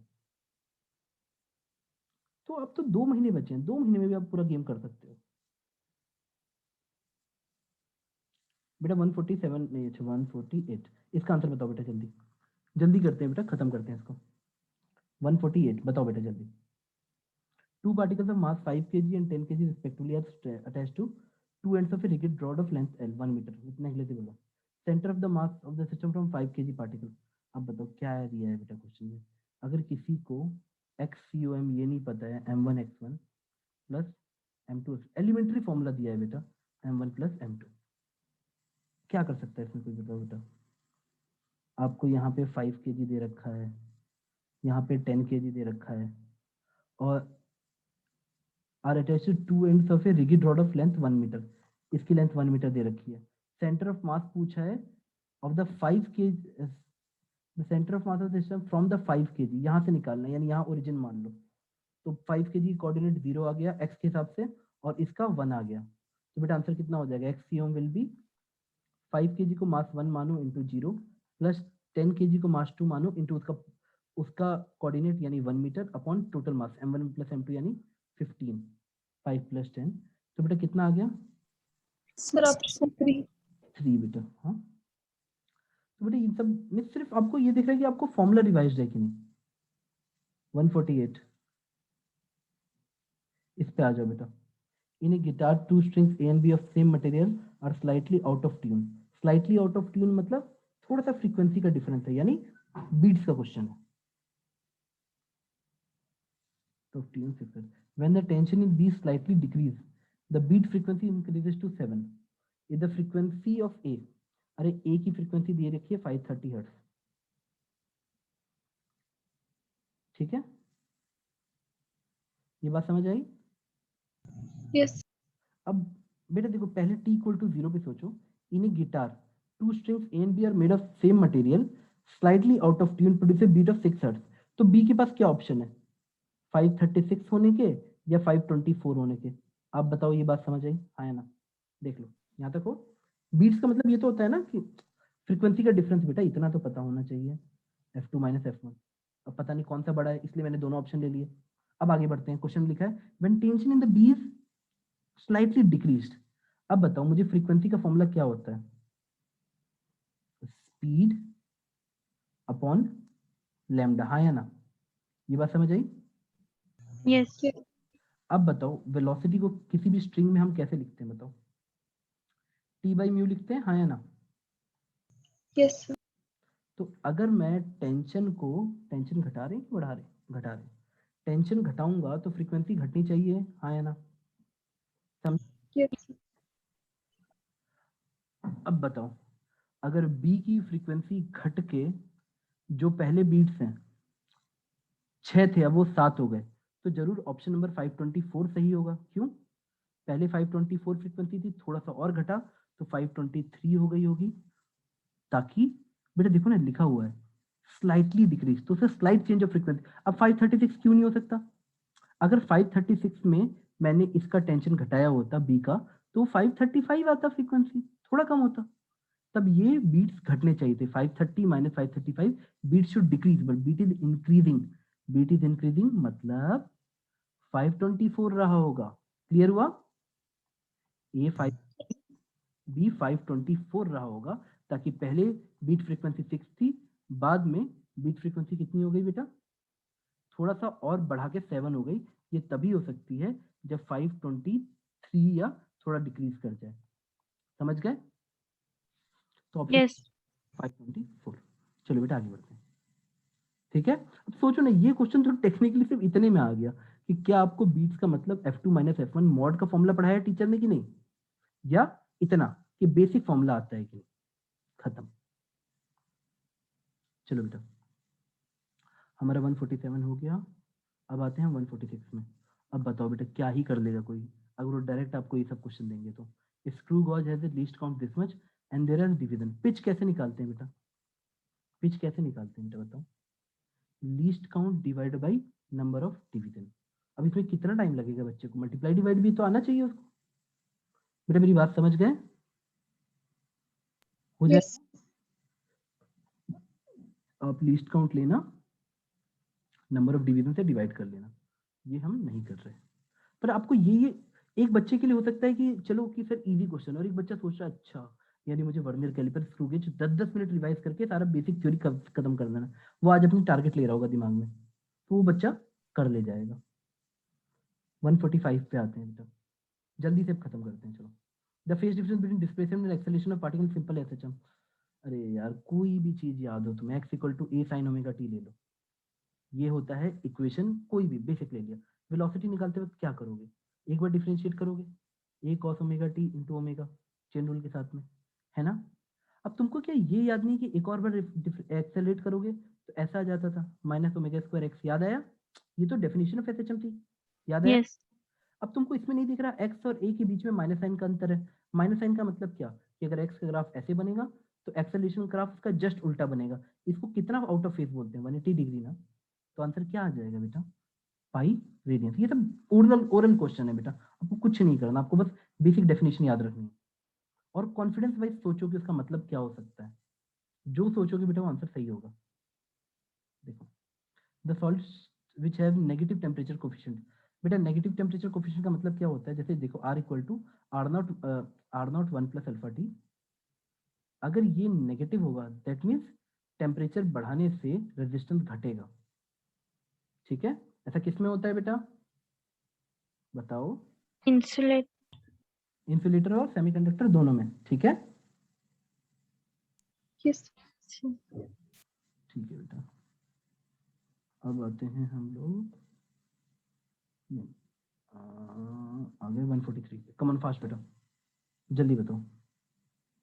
ए body weight 72 newton on the surface of earth, अरे what is the gravitational force on it at the height equal to half of the radius.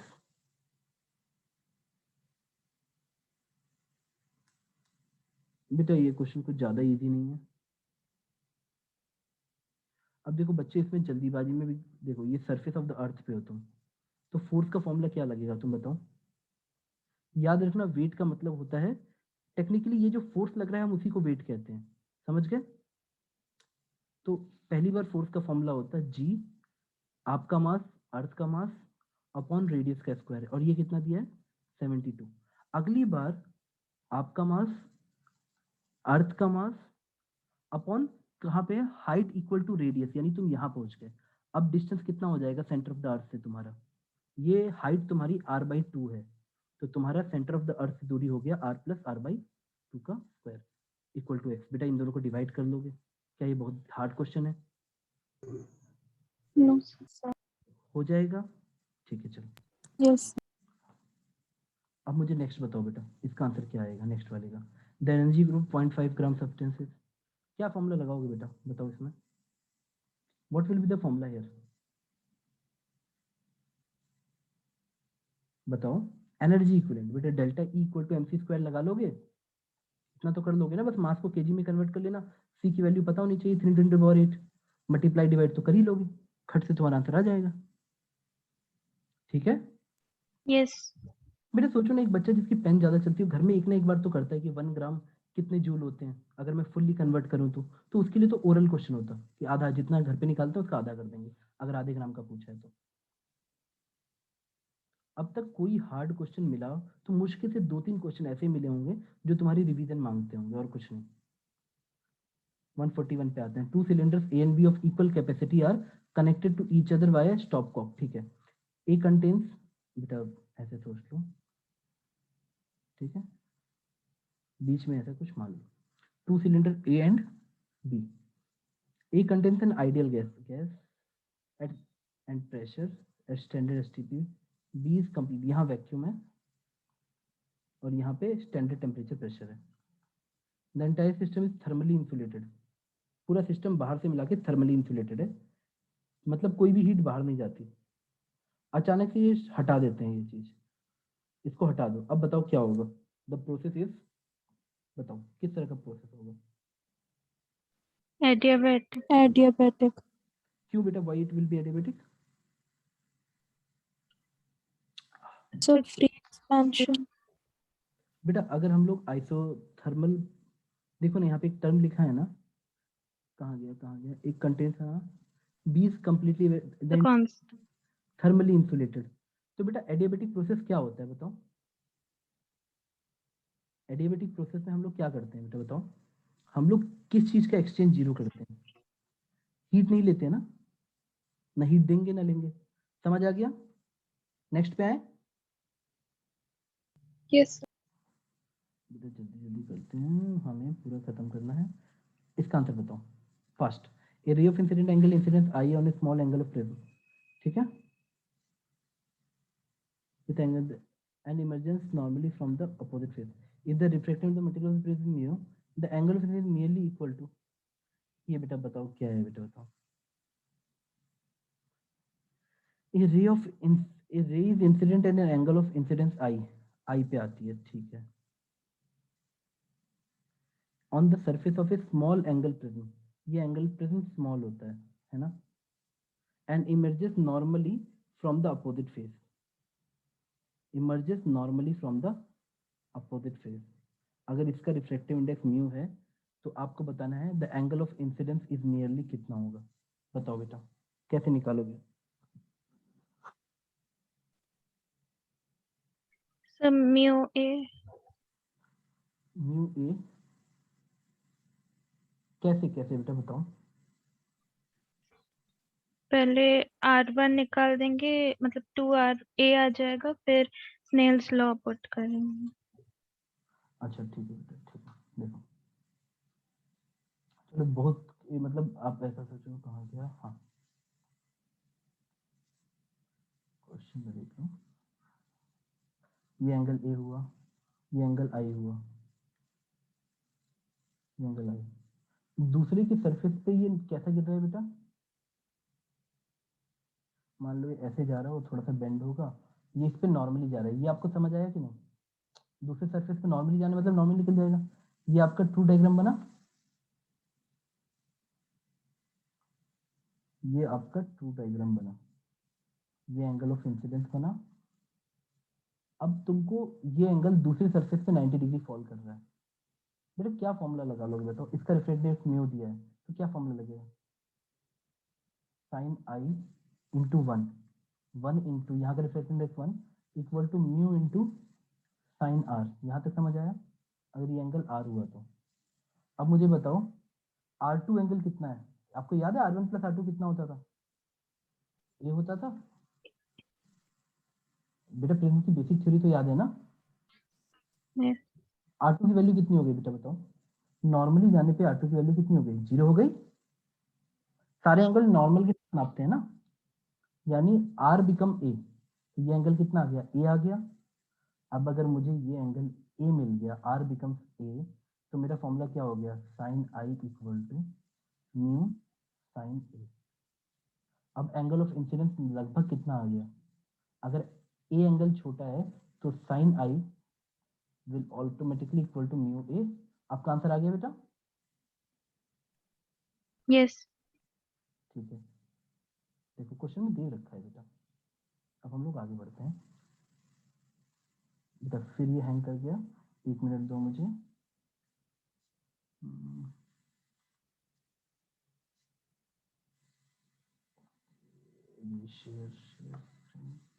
Share हाँ, we are back to question number 139। बेटा दिख रहा है ना, screen दिख रही है? Yes, Yes. sir. आपको एक कंटेनर दिया है, contains hydrogen gas at pressure this much and temperature this much, its density is किस कौन सा फॉर्मूला यूज होगा पहले ये बताओ। आपको हाइड्रोजन गैस दिया है, So density is equal to PM by RT. Directly बेटा यूज कर दो। अब बताओ क्या बचेगा इसमें, कर लोगे सारी? देखो जो भी चीज यूज वाली है तुम्हें दे रखी है ना, कर लोगे बेटा? छोड़ दो Yes. बेटा, प्लीज फॉर्मूला लिस्ट बना लो। जहां पे तुम्हें ये समझ नहीं आता कि टर्म्स क्या है, टीचरों से कांटेक्ट करो। लेकिन NEET is very different from other exams. यहाँ तुमको वो बच्चा नहीं चाहिए जो बोले कि सर मैं 6 महीने से इलेक्ट्रोस्टैटिक्स पढ़ रहा हूँ। यू नीड ए स्टूडेंट जिसको ये पता हो कि उसकी एक दिन में 5 चैप्टर का रिवीजन बनता है, वो एक दिन में 500 ऑब्जेक्टिव क्वेश्चन सॉल्व करता है इसी लेवल पे।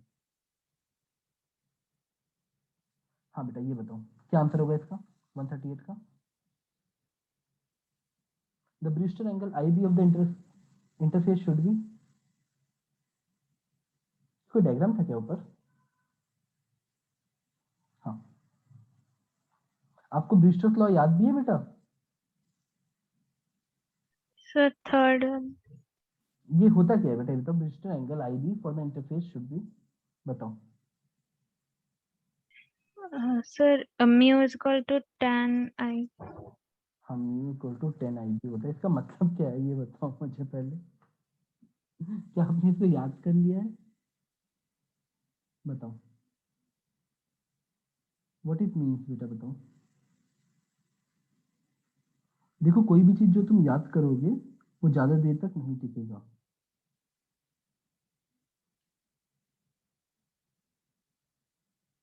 ब्रिस्टर लॉ देता क्या, किस टॉपिक में था? आपको याद है वो टॉपिक क्या था? कुछ कुछ याद है? पोलराइजेशन वर्ड याद है बेटा? Yes. Yes, sir. तो ब्रिस्टर लॉ के अगर आप ये पढ़ भी लेते हो तो इससे आपको क्या मिल जाता है बेटा? अगर आप ये फॉर्मूला पढ़ भी लेते हो तो आपको ये क्या मिलता है बेटा, बताओ।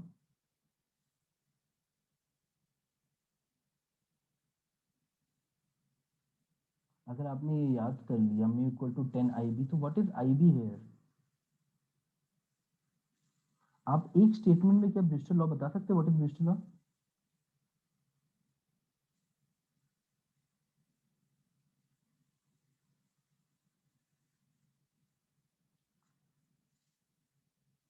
अच्छा मैं बताता हूँ।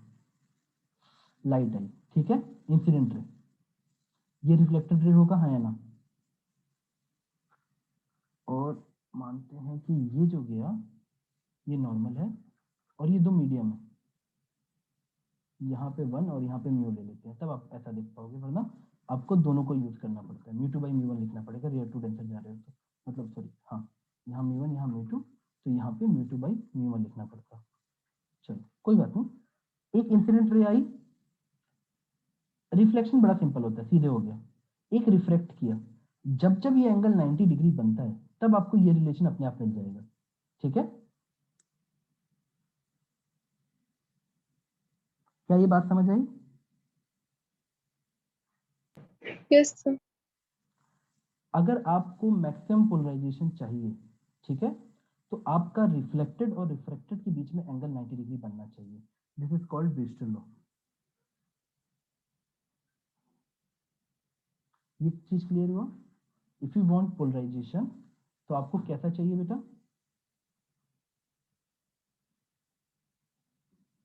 अब बताओ बेटा।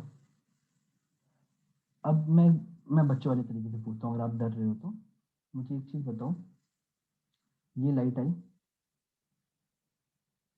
ये IB है, IB, तो ये भी IB होगा कि नहीं, हाँ या ना? Angle of incidence angle of reflection बराबर होता है। Yes. अभी यार कितना भी खराब मीडियम होगा 1 और 2, थोड़ा सा तो रेयर से डेंसर जाते वक्त तुम थोड़ा सा ऐसे होगे ना, 180 डिग्री से थोड़ा सा तो ऐसे रहोगे, सीधे तो नहीं चले जाओगे, थोड़ा ऐसे होगा ना। तो आप ऐसे बोलो ये तो 90 कंफर्म है सर, तो 90 plus 2IB must be less than 180। किसी बच्चे को बात समझ आई? यस। बस काम बन गया आपका। इस कुछ तो लॉजिक पता होनी चाहिए, थोड़ा सा कुछ याद कर लेते हैं सर। याद करना बेटा इट्स वेरी डेंजरस। IB कितने छोटा होना चाहिए बताओ? IB should be less than, बेटा ये देखो, आपको ये तो बात समझ आई ना? 90। IB should be 2IB should be less than 90। तो IB should be less than, देखो ना बेटा 90 उधर जाएगा, 2IB should be less than 90 degree, तो IB should be less than 45 degree. कोई ऑप्शन में मैच कर रहा है तुम्हारा लॉजिक से? थर्ड। तो ये थर्ड वाले में तो बड़ा जा रहा है IB, it's greater than 45 degree. तुम खुद बताओ, अगर एक लाइट रे यहाँ से एंटर कर रही है, ये एंगल तुम 45, अगर हम थर्ड टिक करते हैं सपोज, तो ये 45 से ऊपर हुआ, रिफ्लेक्शन वाला भी 45 होगा। अगर तुम्हें पोलराइजेशन चाहिए तो रिफ्लेक्टेड और रिफ्रैक्टेड में भी एंगल 90 डिग्री रखो। तो बेटा आप बताओ कि आपको ये कंडीशन लग रही है ऐसा होना चाहिए? लाइट एक मीडियम से दूसरे मीडियम में जाएगी, रेयर टू डेंसर, तो क्या वो स्ट्रेट चली जाएगी? नो। तो ब्रिस्टर एंगल के लिए लिमिट क्या आनी चाहिए बताओ?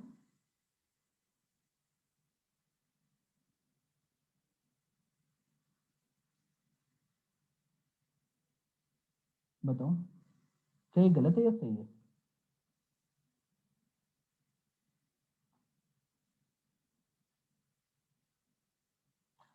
अच्छा एक चीज बताओ बेटा, कॉमन सेंस से अगर तुम बोलते कि सर रेयर से डेंसर जाते तो कहाँ जाते हैं बताओ?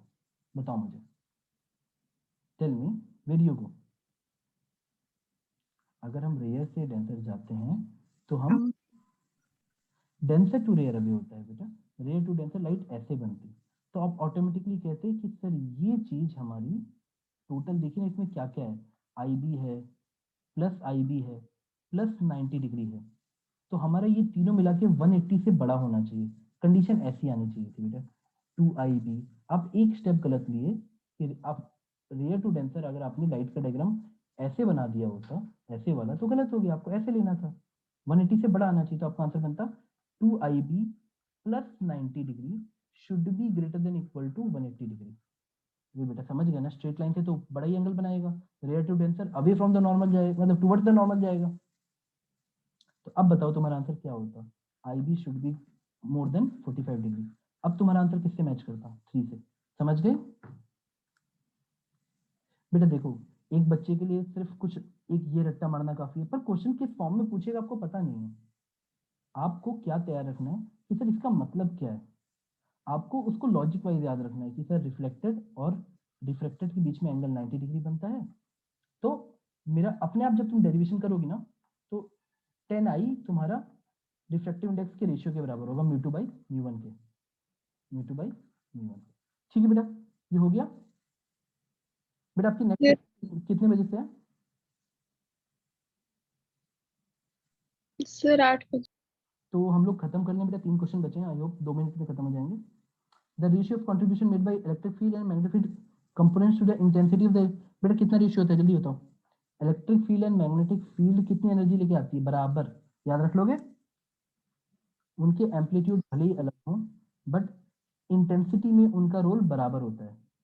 ठीक है, EM वेव्स चैप्टर की रिवीजन करो, याद रहेगा? Yes sir. हाँ, for which one of the following Bohr model is not valid? बताओ किसके लिए बोर मॉडल, बोर मॉडल किसको बोलते हैं बेटा? बोलो, this is the last question ना।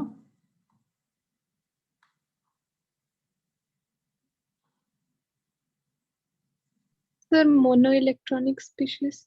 हाँ, तो इनमें से कौन सा मोनोटॉमिक नहीं है, मोनो इलेक्ट्रॉनिक नहीं है बेटा? बताओ सर 4। नियॉन। बस ये, हाँ हाँ, कौन सा वाला बेटा?